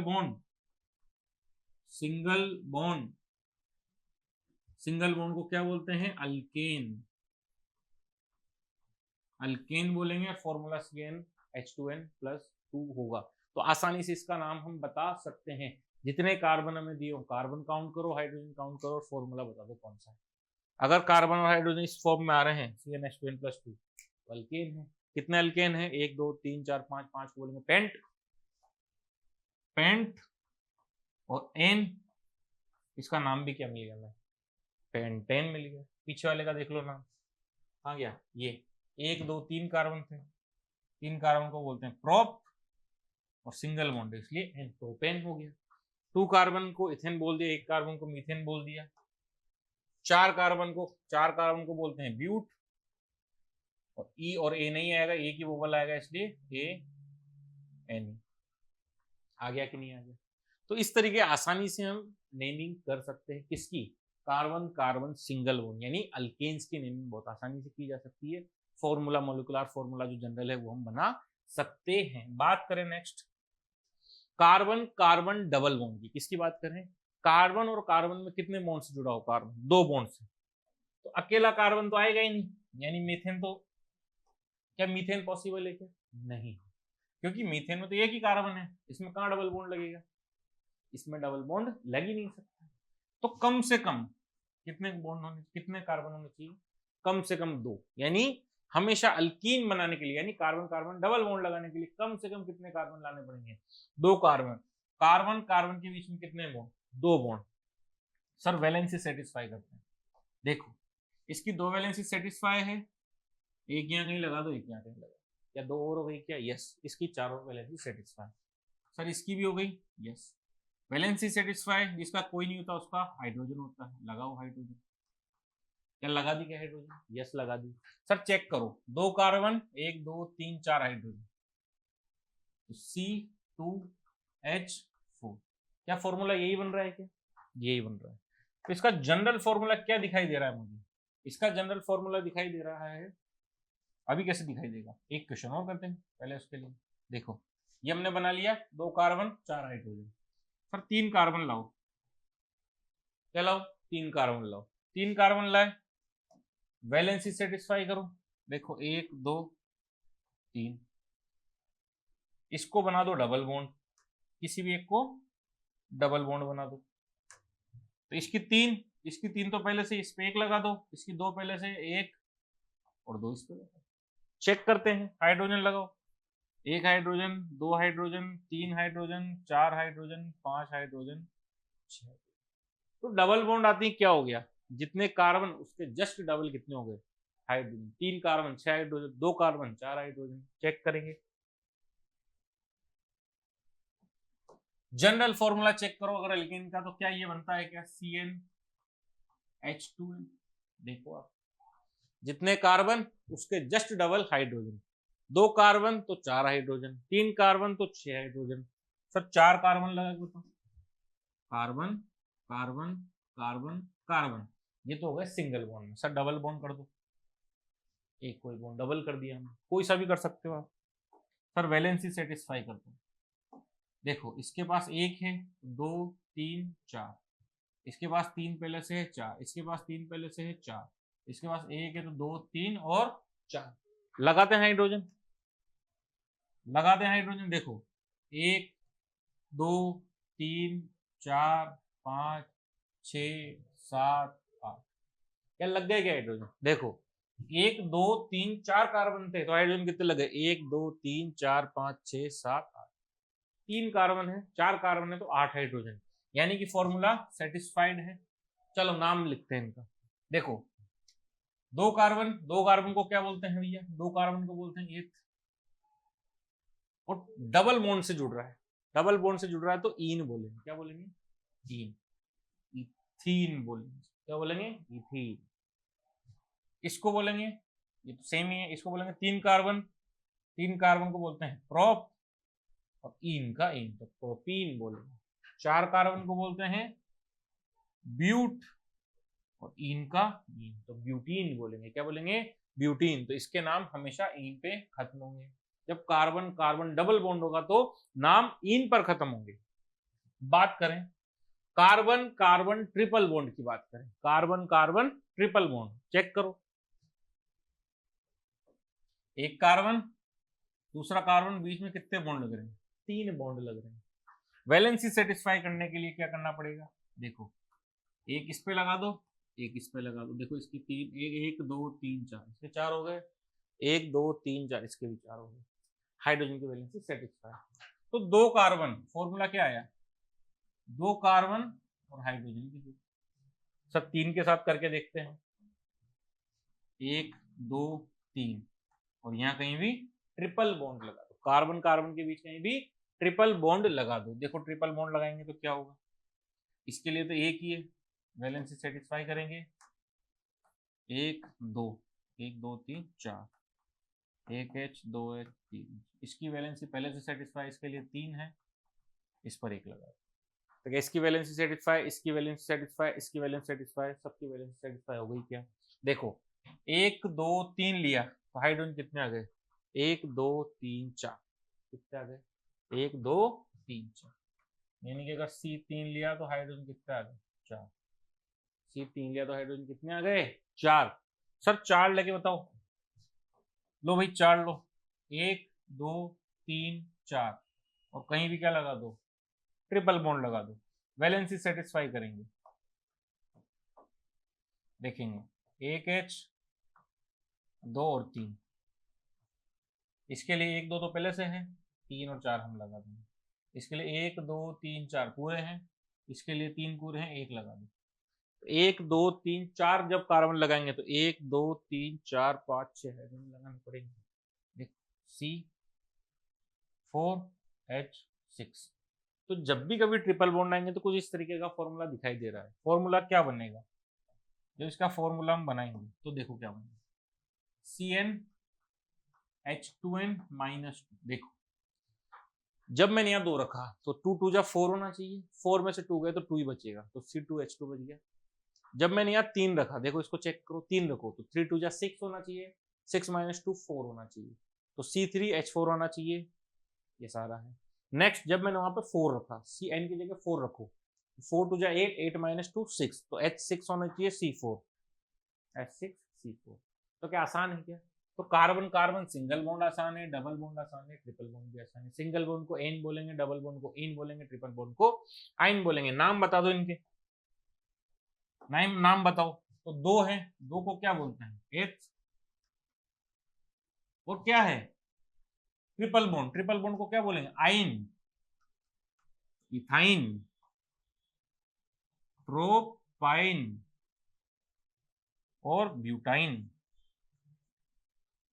तो क्या आसानी से लिख सकते क्या नाम? तो नोमेनक्लेचर हाइड्रोकार्बन का बहुत आसान है। Double bond, triple bond, single bond देखना है, सिंगल बॉन्ड तो एन, डबल बॉन्ड तो इन, ट्रिपल बॉन्ड तो आइन नाम से यहाँ पर नामकरण इसका कर देंगे आईयूपीएसी नेमिंग, इसी तरीके से पर होगी। अब बात करें हेटेरोएटम एंड फंक्शनल ग्रुप, थोड़ा सा अपग्रेड करते हैं, गियर चेंज करते हैं। तो जहां पर जिसका कोई नहीं होता हम क्या लगाते थे उसके लिए, जिसका कोई नहीं होता उसके लिए हम हाइड्रोजन लगाए। देखो जिसका कोई नहीं था उसके लिए हाइड्रोजन, इसकी वैलेंसी पूरी करने के लिए 3 हाइड्रोजन हमने लगाए, तो हाइड्रोजन लगा रहे थे सर हम यहाँ पर। तो अगर उन हाइड्रोजन को रिप्लेस करके कुछ और लगा दिया जाए तो लगा सकते हैं। तो जब हम किसी भी चेन में हाइड्रोजन को रिप्लेस करके कोई अदर एलिमेंट लगा देते हैं तो हाइड्रोजन का रिप्लेसमेंट वहां पर क्या हो जाता है, उसको क्या बोलेंगे, उसको बोलेंगे हेटेरोएटम। तो जिससे आप हाइड्रोजन को रिप्लेस कर रहे हो उसको क्या बोलते हैं, हेटेरोएटम। नाम एक बार इसकी डेफिनेशन पढ़ते हैं। इन हाइड्रोकार्बन चेन वन और more hydrogen atoms can be replaced by other atoms in accordance to their valency. तो वैलेंसी के अकॉर्डिंग एक हाइड्रोजन या 2 हाइड्रोजन या उससे ज्यादा हाइड्रोजन को भी हटाया जा सकता है और कोई अदर एटम वहां पर लगाया जा सकता है। द एलिमेंट्स दैट रिप्लेस, और वो एलिमेंट जो लगाया गया है किसकी बदले, हाइड्रोजन के बदले, उस एटम को क्या बोला जाएगा, हेटेरोएटम बोला जाएगा। क्या बोला जाएगा भैया, हेटेरोएटम बोला जाएगा। मोस्ट इंपोर्टेंट है, याद रखना। और वो हेटेरोएटम क्या हो सकता है वो देखेंगे। These heteroatoms and the groups containing them impart chemical properties to the compound and hence are called functional group. तो वो जो हेटेरोएटम आप डाल रहे हो वो हेटेरोएटम क्या करेगा, वो हेटेरोएटम उस चेन की या उस कंपाउंड की केमिकल प्रॉपर्टीज को क्या कर देगा, चेंज कर देगा। और जैसे ही केमिकल प्रॉपर्टीज चेंज होगी तो उनको इसलिए क्या बोला जा सकता है, फंक्शनल ग्रुप, क्योंकि उसके फंक्शन करने का तरीका चेंज हो जाएगा, इसलिए इसको क्या बोला जाता है, फंक्शनल ग्रुप बोला जाता है। मोस्ट इंपोर्टेंट है, फंक्शनल ग्रुप याद करने की सख्त जरूरत है आपको। बात करें सम इंपोर्टेंट फंक्शनल ग्रुप, यहां से बहुत अच्छे से चैप्टर को आपको ध्यान से पढ़ना पड़ेगा। देखो सबसे पहला फंक्शनल ग्रुप आता है Cl या Br, जिसको बोल सकते हैं क्लोरो या ब्रोमो, जिसको किसी भी नाम में सबसे पहले लिखा जाएगा। अगर कहीं भी फंक्शनल ग्रुप कौन सा जुड़ा हुआ है, क्लोरो जुड़ा हुआ है या ब्रोमो जुड़ा हुआ है, तो इसको सबसे पहले लिखा जाएगा। इसके कुछ एग्जाम्पल्स हम यहाँ पर देखते हैं। सबसे पहले एक कार्बन के हिसाब से देख लेते हैं। एक कोई कार्बन है, उस पर कौन जोड़ दिया जाए, Cl जोड़ दिया, तो Cl जुड़ेगा, एक बॉन्ड इसका चला गया। अब बचे हुए 3 वैलेंसी कौन लेगा, हाइड्रोजन लेगा। पहले एक कार्बन पर 4 हाइड्रोजन थे, अब एक हाइड्रोजन हट गया, कौन लग गया, Cl लग गया। तो फॉर्मूला अगर आप देखोगे तो CH3Cl, ऐसा ही फॉर्मूला बन रहेगा CH3Cl। और नाम क्या हो जाएगा, एक कार्बन एक क्लोरीन, तो नाम हो जाएगा क्लोरो, और एक कार्बन को क्या बोलते हैं, मीथेन, सिंगल बॉन्ड है इसलिए क्लोरोमीथेन बोल देंगे। सर कुछ और पढ़ाओ, एक एग्जांपल और दो, एक एग्जांपल और ले लो। C single bond C, single bond C, 2 carbon और एक Cl उस पर जुड़ गया। चलो वैलेंसी सेटिस्फाई करते हैं। 1 2 इसकी हो रही है, 3 और 4 इसकी, एक ही हो रही है, 2 3 4 हो गई। तो देखो अब इसको पहले तो इसका फॉर्मूला, जनरल फॉर्मूला क्या बन रहा है, 2 कार्बन बन रहे हैं C2, 1 2 3 4 5, H5 और Cl, C2H5Cl। नाम क्या आएगा? Cl लग रहा है इसलिए क्लोरो, और दो कार्बन है सिंगल बॉन्ड से जुड़े हुए। दो कार्बन को क्या बोलते हैं भैया? एथ एन, सिंगल बॉन्ड इसलिए एन, तो क्लोरो इथेन बोलेंगे। सर क्लोरो के बता दिए, ब्रोमो के बता दो। सिमिलरली अपन ब्रोमो 3 कार्बन के साथ ले लेते हैं। 1 कार्बन, 2 कार्बन, 3 कार्बन, और क्या जोड़ दिया इसमें? Br जोड़। क्या जोड़ दिया? Br जोड़ दिया। अब वैलेंसी को सेटिस्फाई करो। इसके लिए 1 2 3, इसके लिए 2 2 पहले से है, तो इसके लिए 2। चलो नाम बताइए इसका।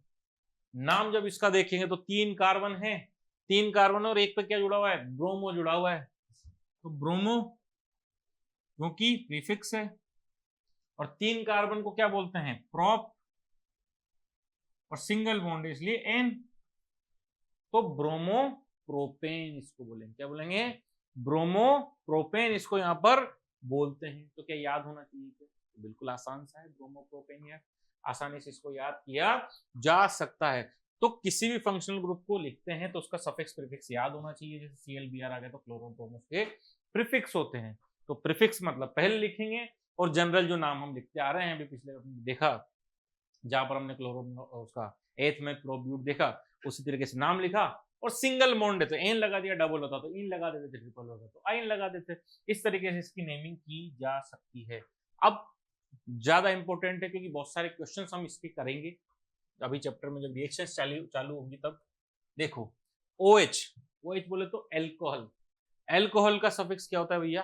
ओल होता है। क्या होता है? ओल होता है। तो इसके अगर नेमिंग पढ़ना पड़ेगी तो कैसे पढ़ेंगे? देखो एक कार्बन है, एक कार्बन में कौन जोड़ दिया हमने? OH जोड़ दिया।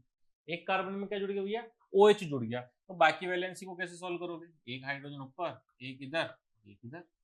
एक कार्बन में क्या जोड़ दिया? OH, और ये क्या है? सफिक्स। सफिक्स जो होता है बाद में जुड़ता है, प्रीफिक्स पहले जुड़ता है ओल, और सफिक्स बाद में जुड़ता है। तो देखो एक कार्बन को क्या बोलते हैं? एक कार्बन को बोलेंगे मैथ, मैथेन, सिंगल बॉन्ड से मैथेन, और एक क्या जोड़ देंगे पीछे? ओल जोड़ देंगे। इसका नाम क्या हो गया? मेथेनॉल। फॉर्मूला देखो क्या हो गया? CH3OH। ये इसका जनरल फॉर्मूला हो गया, ये इसका नाम हो गया मेथेनॉल। तो किसी भी फंक्शनल ग्रुप को जोड़ते हैं इसका नाम ऐसे लिखा जा सकता है। सर ये एग्जांपल पहला हो गया। सर दूसरा क्वेश्चन क्या? सर 2 कार्बन ले लो, 1 कार्बन, 2 कार्बन, और OH जोड़ दो। 1 कार्बन, 2 कार्बन, और OH जोड़ दिया, तो एक कार्बन, इसकी कार्बन की वैलेंसी 2 तो यहाँ चली गई, 2 बाहर निकाल देंगे। इसके लिए 3 लगा देंगे hydrogen, 1 hydrogen, 2 hydrogen, 3 hydrogen, 4 hydrogen, 5 hydrogen लग गए। फॉर्मूला देखेंगे जनरल इसका C2H5OH। नाम देखो, 2 कार्बन को एथ, एथ, और क्या लग गया इसके पीछे? एथ तो यहाँ आ गया, और सिंगल बॉन्ड इसलिए एथेन, और पीछे क्या लग गया? OH, तो OH के लिए और इथेनॉल इसको बोल देंगे। क्या बोल देंगे? इथेनॉल बोल देंगे। तो किसी को भी ऐसे नाम हम दे सकते हैं। सर कुछ और ले लो, सर 3 कार्बन ले लें, तो C और C, क्या जोड़ दो किसी पर भी? OH जोड़, ये जोड़ दिया OH, इसकी valency hydrogen, hydrogen, hydrogen, hydrogen, hydrogen, hydrogen, और हाइड्रोजन। सबने हाइड्रोजन ले लिया अपने हिसाब से। अब देखो 1 2 3 कार्बन है, 3 कार्बन का नाम क्या होता है? प्रोप, सिंगल बॉन्ड इसलिए प्रोपेन, और पीछे क्या लग जाएगा? ओल, तो हमारा क्या हट जाएगा? एक वोवल हट जाएगा, पीछे वाला एक वोवल हट जाएगा, प्रोपेन ऑल, तो प्रोपेनॉल हो गया। तो इथेनॉल, प्रोपेनॉल, ब्यूटेनॉल कुछ भी बना सकते हैं हम ऐसा। हाँ, सब में क्या करना पड़ेगा? कार्बन लगाना है और OH लगाना है, और जितने कार्बन है काउंटिंग करो, और सिंगल बॉन्ड है तो N लिख दो, डबल बॉन्ड है तो इन लिख दो, ट्रिपल बॉन्ड है तो आइन लिख दो। मोस्ट इंपोर्टेंट आपका ये वाला रहने वाला है, इथेनॉल। ये बहुत सारी रिएक्शंस करेंगे, कार्बन का एक बहुत इंपॉर्टेंट कंपाउंड है यहाँ पर। नेक्स्ट यदि हम बात करें, चलो एल्डिहाइड, यस ये भी एक इंपॉर्टेंट है, और एक और है। देखो एल्डिहाइड, एल्डिहाइड क्या होता है? एल्डिहाइड होता है CHO। फॉर्मेशन उसका इस तरीके से होता है, C डबल बॉन्ड O और H, CHO, इस तरीके से ये होता है। अब सबसे पहले बात करें इसके लिए अगर अपन बनाएंगे तो सबसे पहले क्या बनेगा, 1 बनेगा, 2 बनेगा, 3 बनेगा। तो सिंगल कार्बन तो ये है ही सही, सिंगल कार्बन तो किसमें है, फंक्शनल ग्रुप में ही है। तो इसके लिए कम से कम कितने कार्बन लेने पड़ेंगे, 2 कार्बन। कितने कार्बन लेने पड़ेंगे, 2 कार्बन लेने पड़ेंगे। तो इसको वैसे तो नाम एल्डिहाइड ही सही, 1 कार्बन इसमें एक्स्ट्रा जोड़ दिया। अब देखो इस कार्बन की वैलेंसी तो पूरी है, इस कार्बन की वैलेंसी के लिए मैं क्या लगाने पड़ेंगे, 3 हाइड्रोजन लगाने पड़ेंगे। ठीक है, सफिक्स इसका अल, एल, एल्डिहाइड का सफिक्स अल होता है, नाम से ही क्लियर है, अल, अल। ठीक है ना, एल्डिहाइड का सफिक्स अल। दो कितने कार्बन, 2 कार्बन को टीएच, एथ, 2 कार्बन को एथ, कार्बन कार्बन में सिंगल बॉन्ड है, ये कार्बन कार्बन में नहीं, ये डबल बॉन्ड कार्बन ऑक्सीजन में है। कार्बन कार्बन के बीच में कितने बॉन्ड है, सिंगल बॉन्ड है। डबल बॉन्ड कार्बन कार्बन के बीच में देखना होता है, ट्रिपल बॉन्ड कार्बन कार्बन के बीच में देखना होता है। ये कार्बन कार्बन के बीच नहीं है, इसलिए ये सिंगल बॉन्ड है। इथेन,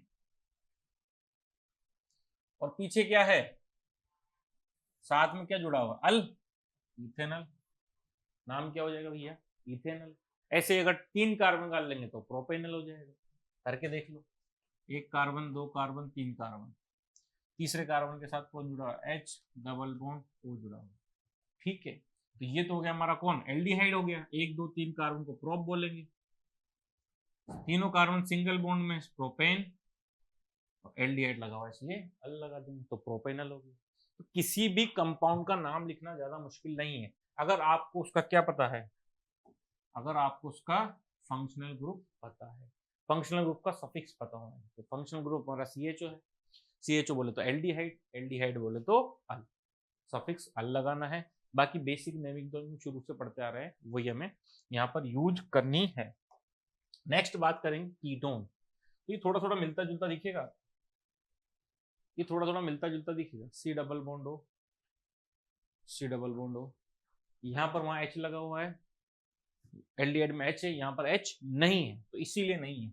क्यों, क्योंकि ये 1 कार्बन 2 कार्बन पर अप्लाई नहीं होगा। क्यों, ये बीच में रहने वाला है। किस में रहने वाला है, लिख लो, वाला बीच में रहने वाला भैया। कहाँ रहने वाला है भैया, बीच में, आजू बाजू में नहीं। देखो कैसे बनाएंगे, 1 कार्बन, दूसरा कार्बन, तीसरा कार्बन, कम से कम 3 कार्बन तो आपको यहाँ पे यूज करने ही पड़ेंगे। 1 कार्बन, दूसरा कार्बन, तीसरा कार्बन, बीच में क्या लगा दो, डबल बॉन्ड हो। क्या ये दिख रहा है क्या आपको, ऐसा कैसे,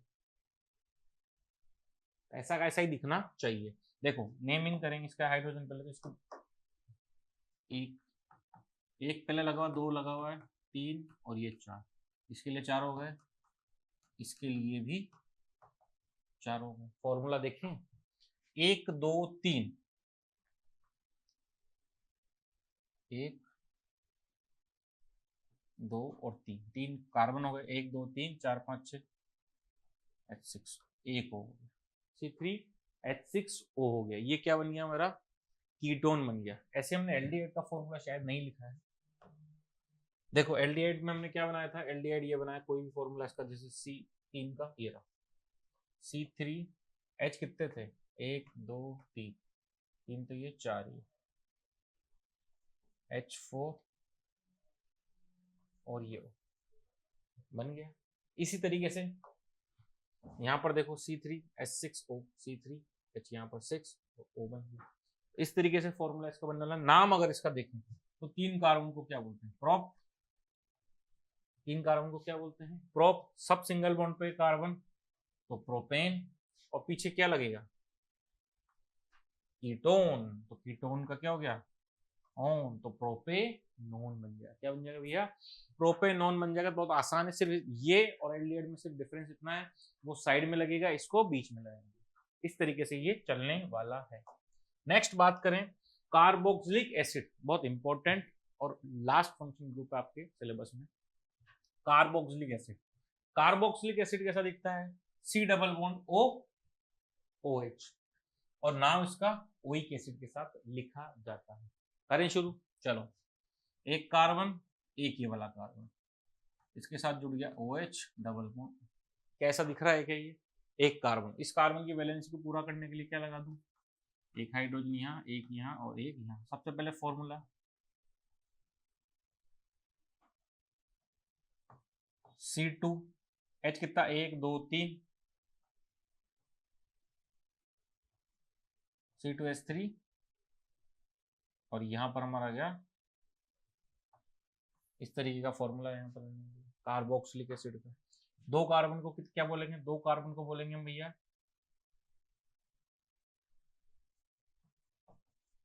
दो कार्बन को एथ बोलेंगे, सिंगल बॉन्ड के साथ जुड़ा हुआ है एन बोलेंगे, एथेन। और यहाँ पर हमारे पास कौन जुड़ा हुआ है साथ में?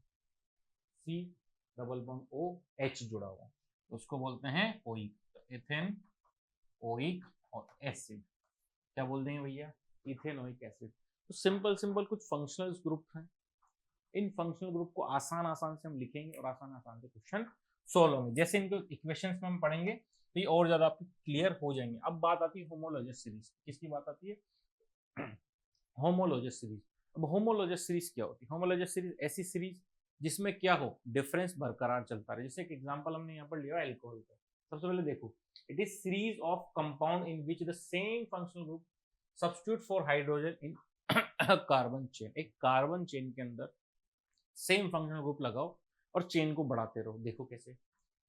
एल्कोहल्स जैसे हमने CH3OH एक कार्बन के साथ लिया CH3OH बना, दो कार्बन के लिए C2H5OH बना, तीन कार्बन के लिए C3H7OH बना, चार कार्बन के लिए C4H9OH बना। सब में सेम फंक्शनल ग्रुप एल्कोहल हमने लिया है। देखो डिफरेंस क्या, एक कार्बन से दो कार्बन हो गए, तीन हाइड्रोजन से पांच हाइड्रोजन हो गए। तो एक कार्बन बढ़ाया तो दो हाइड्रोजन बढ़ गए। यहां से आ गया हो, तीन कार्बन हुए तो हाइड्रोजन पांच से बढ़ के सात हो गए, कार्बन चार हुए तो हाइड्रोजन चार से सात से बढ़कर नौ गए। यानी हर बार C बढ़ते ही दो H बढ़ रहे हैं। तो the successive member differs CH2 बढ़ रहा है क्या? तो क्या पता लगा सकते हैं कि अगला क्या आएगा? अब अगला क्या आएगा? अगर C 5 हो जाएंगे तो H कितने हो जाएंगे? 11 हो जाएंगे। C 5 H 11 हो जाएगा। C 6 हो जाएंगे तो कितना हो जाएगा? C 6 H 13 हो जाएगा और OH जुड़ जाएगा। तो हम जब आगे पता लगा पाए तो उस सीरीज को क्या बोलते हैं? होमोलॉजियस सीरीज बोला जाता है। The chemical properties are imparted by the functional group the oval member have similar chemical properties. क्योंकि फंक्शनल ग्रुप क्या करता है? केमिकल प्रॉपर्टी प्रोवाइड करता है, इसलिए केमिकल प्रॉपर्टी सबकी सेम रहेगी, लेकिन फिजिकल प्रॉपर्टी सबकी क्या हो जाएगी? अलग। But the members have different physical property. Physical property क्यों? पहले छोटी चेन, फिर बड़ी चेन, फिर बड़ी चेन, फिर बड़ी चेन, फिर और बड़ी चेन। जितनी बड़ी चेन होती जाएगी उतनी फिजिकल प्रॉपर्टी क्या होती जाएगी? चेंज होती जाएगी। बात करें तो physical property vary among the members of homologous series due to the difference in the molecular mass. अब जैसे जैसे चेन बढ़ती जाएगी मॉलिक्यूलर मास भी बढ़ता जाएगा, और मॉलिक्यूलर मास बढ़ता जाएगा तो फिजिकल प्रॉपर्टीज चेंज होगी ही होगी। बात करें मेल्टिंग बॉइलिंग पॉइंट, तो जैसे जैसे मॉलिक्यूलर मास बढ़ेगा मेल्टिंग और बॉइलिंग पॉइंट भी क्या होते जाएंगे? इंक्रीज होते जाएंगे, बढ़ते ही चले जाएंगे। तो ये होमोलॉजियस सीरीज छोटा सा एग्जांपल दिया है। अब बात करें मोस्ट इंपोर्टेंट टॉपिक यहाँ से आइसोमेरिज्म। क्लास 11th में आपको आइसोमेरिज्म का एक पूरा चैप्टर पढ़ना है। यहाँ पर उसकी बेसिक्स हम यहाँ पर जानेंगे। आइसोमेरिज्म क्या होता है? देखो आइसोमेरिज्म क्या हुआ? ऐसे कंपाउंड जिनके मॉलिक्यूलर फॉर्मूला तो क्या रहे? सेम, लेकिन उनकी फिजिकल और केमिकल प्रॉपर्टी क्या हो जाए? अलग अलग हो जाए, बदल जाए, उनको क्या बोलेंगे? आइसोमेरिज्म। सबसे ज्यादा बार पूछा जाता है ब्यूटेन, इसलिए इसको सबसे पहले लिखा गया। और ब्यूटेन से पहले किसी का भी आइसोमेरिज्म हो भी नहीं सकता। देखो चेक कर लेते हैं, पहले स्टेटमेंट चेक करो। देखो कि जैसे सर हमने ले लिया ब्यूटेन से पहले मैथेन ले लिया, मीथेन ले लिया, ठीक है। मीथेन लोगे तो CH4। अब बताओ इसका क्या स्ट्रक्चर चेंज होगा? ये तो हमेशा ही ऐसा ही रहेगा। सर दूसरा लो, इथेन लो, दो कार्बन ले लिए, एक H यहाँ जोड़ दिया, यहाँ जोड़ दिया। क्या इसको चेंज किया सकता है क्या? देखो कार्बन की चेन सेलेक्ट करोगे यही होगी हमेशा, हाइड्रोजन आप इधर भी लगाओ कोई फर्क नहीं पड़ता। तो ये भी नहीं होगा। प्रोपेन में आप जाओगे तो कार्बन कार्बन कार्बन, अब कैसे चेंज करोगे? सर ऐसे कर दो, लेकिन फिर भी सेलेक्टिव चेंज तो यही रही, एक लॉन्ग चेन तो एक ही रही, अभी भी तीन कार्बन, अभी भी तीन कार्बन। तो कुछ चेंजेस नहीं होते इनमें, इनमें चेंजेस नहीं होते। फिर सर किसमें होते हैं चेंजेस? इसमें चेंजेस नहीं होते तो किसमें चेंजेस होंगे देखेंगे फिर।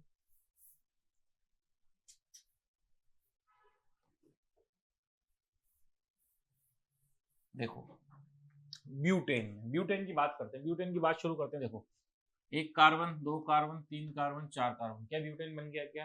यस बन गया। तो एक तो ये स्ट्रक्चर हो सकता है, हाइड्रोजन लगा दो सब में,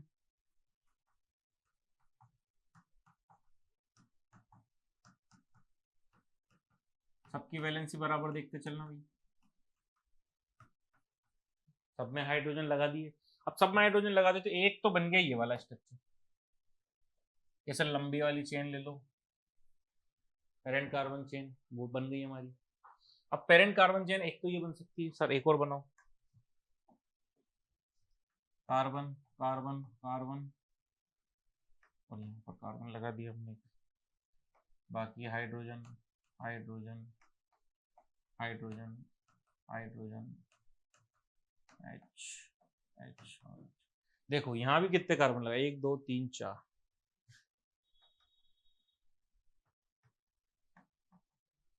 ठीक। यहाँ हमने क्या लगा दिया, वही 4 कार्बन लिए, तो मॉलिक्यूलर फॉर्मूला क्या है, 1 2 3 4 कार्बन C4। हाइड्रोजन कितने हैं, 3 4 5 6 7 8 9 10, हाइड्रोजन 10 है। सर यहाँ चेक करो, 1 2 3 4 कार्बन है, हाइड्रोजन कितने, 1 2 3 4 5 6 7 8 9 10। क्या दोनों मॉलिक्यूलर फॉर्मूले सेम आ गए थे, तो मॉलिक्यूलर फॉर्मूले तो दोनों सेम, लेकिन इसकी पेरेंट कार्बन चेन जब हम सेलेक्ट करेंगे तो क्या सेलेक्ट होगी, या ये वाली होगी, और पेरेंट कार्बन चेन में कितने कितने कार्बन आए, 3 कार्बन चेन हो गई कि नहीं हो गई, और ये कितने कार्बन की चेन होगी, 4 कार्बन चेन। अब 3 कार्बन चेन और 4 कार्बन चेन जब हम लेंगे तो दोनों की प्रॉपर्टीज अलग अलग आएगी कि नहीं आएगी, यस बिल्कुल आएगी। ये 4 कार्बन की चेन है, वो 3 कार्बन की चेन है, लेकिन दोनों के मॉलिक्यूलर फॉर्मूला क्या है, सेम है, इसलिए इसके ये स्ट्रक्चर पूछे जाते हैं, क्योंकि कार्बन मॉलिक्यूलर फॉर्मूला सेम, लेकिन केमिकल फिजिकल प्रॉपर्टीज क्या हो जाएंगी, यहाँ पर चेंज हो जाएंगी। तो जब फिजिकल प्रॉपर्टी यहाँ पर चेंज होती है तो उनके वर्किंग भी चेंज होंगे, इसलिए इसको इंपॉर्टेंट माना जाता है। और सबसे पहला यही है, क्योंकि मैथ नहीं बन सकता, एथ नहीं बन सकता, और प्रोप तो बन ही नहीं सकता है। तो जब तीनों ही नहीं बन सकते तो सबसे पहले कौन बनेगा, ब्यूटेन बनेगा। और बहुत सारी बार हर एग्जाम में लगभग ब्यूटेन का क्वेश्चन पूछा जाता है, हर साल पूछा जाता है, इसलिए सबसे ज्यादा इंपॉर्टेंट ये रहने वाला है। बात करें पेंटेन की, पेंटेन में कितने कार्बन, पेंटेन में ये 5 कार्बन, 1 2 3 4 और ये 5 कार्बन हो गए। अब 5 कार्बन के लिए सेटिस्फाई, हर कार्बन की हम वैलेंसी सेटिस्फाई करते हैं, हाइड्रोजन लगा देते हैं, ये हाइड्रोजन, ये हाइड्रोजन, ये हाइड्रोजन, 1 2 और ये 3 हाइड्रोजन इसमें। तो हमने 5 कार्बन के अकॉर्डिंगली हाइड्रोजन लगा दिए, CnH2n+2, 12 हाइड्रोजन लग गए, 5 कार्बन हो गए हमारे पास। अब इसके स्ट्रक्चर बनाओ, क्या बनाओ, इसके आइसोमेरिक स्ट्रक्चर बनाने। तो एक तो ये बन सकता है, इसमें अगर लॉन्गेस्ट कार्बन अगर चेन हमें देखनी चाहिए, कौन सी देखनी चाहिए, ये। इसमें पेरेंट कार्बन चेन में कितने कार्बन, 5 कार्बन चेन बन गई भैया, क्या बन गई, 5 कार्बन की चेन बन गई। क्या इसको और किसी तरीके से लिखा जा सकता है, कि इसका फॉर्मूला पहले लिख लो, CnH2n+2, जिसमें यहाँ पर बन रहा है कितना, C5H12। तो मॉलिक्यूलर फॉर्मूला क्या रहना चाहिए, C5H12 रहना चाहिए। क्या इसका कोई और स्ट्रक्चर भी बन सकता है, तो बना के देखेंगे। देखो, carbon carbon carbon carbon, 4 carbon और एक कितने, 5 कार्बन हो गए, 5 कार्बन। चलो हाइड्रोजन लगाते हैं, यहाँ पर हाइड्रोजन 3, यहाँ पर हाइड्रोजन 3, यहाँ पर 1 2 3, एक हाइड्रोजन लगा देंगे, यहाँ पर 2 है तो 2 हाइड्रोजन लगा देंगे, और यहाँ पर कुछ नहीं है तो 3 हाइड्रोजन लगा देंगे। तो क्या वैलेंसी सबकी सेटिस्फाई हो गई क्या। अब देखो, 3 हाइड्रोजन, 4 5 6 7 8 9 10 11 12 हाइड्रोजन है, 1 2 3 4 5, 5 कार्बन और 12 हाइड्रोजन। तो क्या मॉलिक्यूलर फॉर्मूला दोनों का सेम है क्या, यस सेम है, लेकिन इसकी पीसीसी देखो, इसकी पीसीसी में कितने कार्बन, 4 कार्बन। तो 4 कार्बन की चेन बनी, वहां चेन बनी थी कितने कार्बन की, 5 कार्बन की चेन थी। तो मॉलिक्यूलर फॉर्मूला तो सेम है, लेकिन इसका स्ट्रक्चर क्या हो गया, उससे डिफरेंट हो गया। तो एक इसका आइसोमर क्या हो गया, ये हो गया। क्या और कोई तरीका है क्या, चेक करते हैं। देखो, कार्बन कार्बन कार्बन, 1 2 3, एक 4 और एक 5। क्या 5 कार्बन लग गए क्या? देखो इस पर एक है तो इस पर 3 हाइड्रोजन, 3 हाइड्रोजन, 3 हाइड्रोजन और 3 हाइड्रोजन। इस पर चारों की वैलेंस इसकी फुलफिल है। अब यहाँ पर पीसीसी लो, जब यहाँ पीसीसी लोगे तो या तो ये ले सकते हो आप, या फिर ऊपर से नीचे ले सकते हो। तो कितने कार्बन आ रहे हैं पीसीसी में?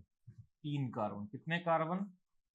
3 कार्बन की चेन। और फॉर्मूला देखो तो 1 2 3 4 5 तो कार्बन है, 3 3 6 3 9 और 3 12। हाइड्रोजन कितने? 12। तो मॉलिक्यूलर फॉर्मूला इसका इसका सबका क्या है? सेम ही रहने वाला है। तो मॉलिक्यूलर फॉर्मूला सेम हो और क्या हो जाए? स्ट्रक्चर अलग अलग हो जाए, फंक्शनल अलग अलग हो जाए, इसकी केमिकल फिजिकल प्रॉपर्टी अलग अलग हो जाए, दिखने में अलग अलग हो जाए, तो वो क्या होते हैं? आइसोमर्स होते हैं। इसी को आइसोमेरिज्म बोलते हैं। नेक्स्ट बात करें, कुछ इंपॉर्टेंट आइसोमर्स हैं आपके पास। इंपॉर्टेंट क्यों है? एक एल्डिहाइड का है, एक कीटोन ग्रुप का है। एक एल्डिहाइड ग्रुप का है और एक कीटोन ग्रुप का है। एल्डिहाइड ग्रुप और कीटोन ग्रुप में क्या देख सकते हो आप? देखेंगे 1 2 3 कितने कार्बन भैया? 3 कार्बन। 3 और 2 5 और 1 6 हाइड्रोजन। कितना हाइड्रोजन भैया? 6 हाइड्रोजन।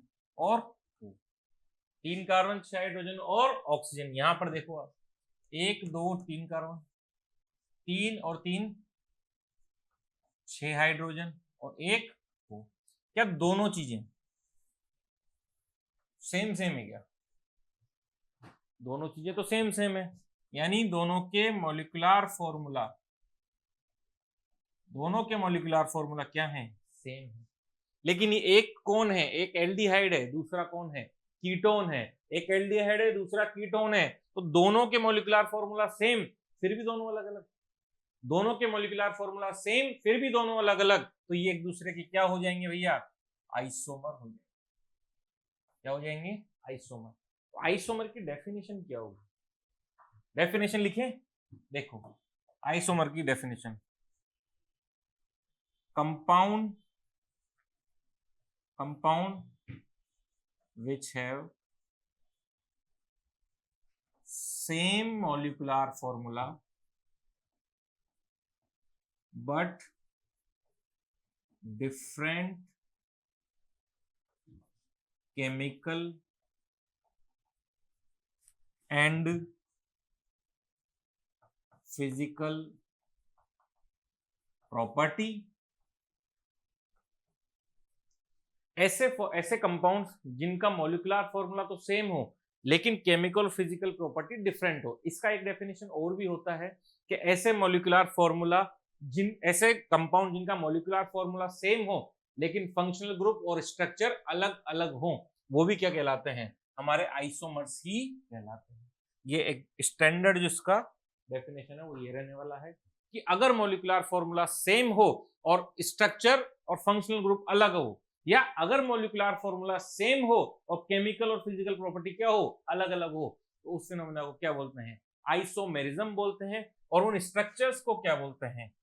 आइसोमर्स बोलते हैं। क्या बोलते हैं भैया? आइसोमर्स बोलते हैं। बहुत ज्यादा इंपॉर्टेंट ये टॉपिक रहने वाला है।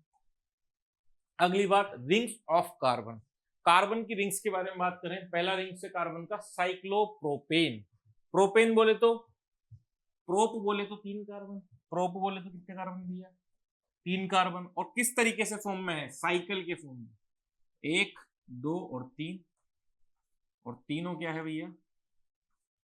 साइकिल। क्या तीनों साइकिल बन गए क्या? यस, तीनों ही क्या बन गए भैया? साइकिल बन गए। अब देखो इसकी वैलेंसी 1 2, इस पर 1 हाइड्रोजन और 2 हाइड्रोजन। क्या वैलेंसी फुलफिल हो गई क्या? इसकी बात करो, 1 हाइड्रोजन दूसरा हाइड्रोजन, 1 हाइड्रोजन दूसरा हाइड्रोजन। चेक करते हैं, 1 2 3 कार्बन, सी तो हो गए 3, 2 4 6 हाइड्रोजन, H क्या हो गया? 6, C3H6। इस स्ट्रक्चर को क्या बोला जाएगा? साइक्लोप्रोपेन बोला जाएगा। साइक्लिक फॉर्म में है और प्रोपेन है। प्रोपेन क्यों? क्योंकि सब सिंगल बॉन्ड है।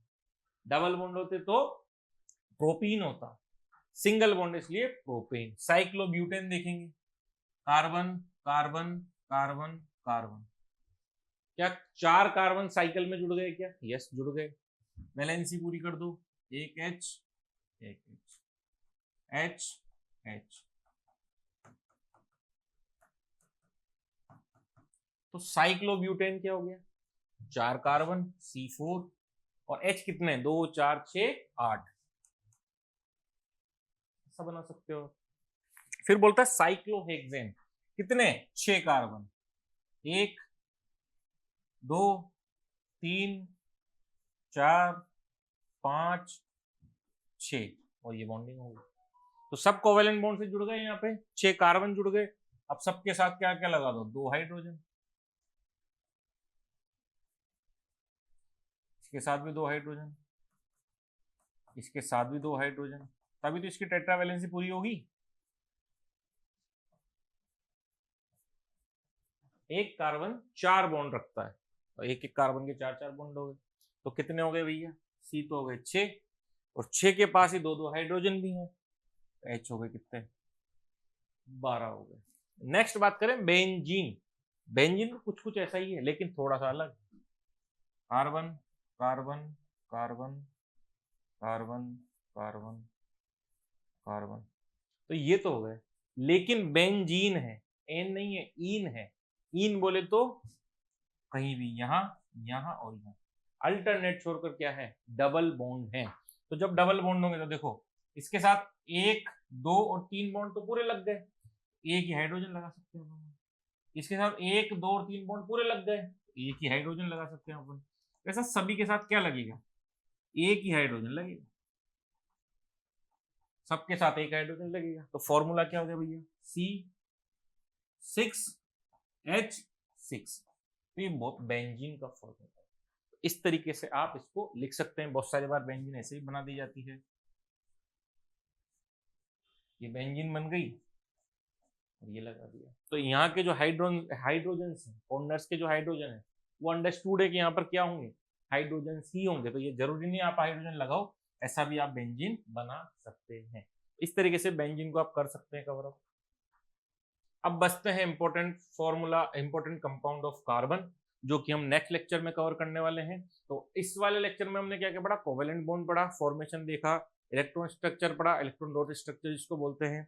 फिर हम नेमिंग पर आए, हमने नेमिंग को देखा, अल्केन अल्कीन अल्काइन की नेमिंग, हाइड्रोकार्बन को देखा, सैचुरेटेड अनसैचुरेटेड हाइड्रोकार्बन को हमने यहाँ पर अच्छे से पढ़ा।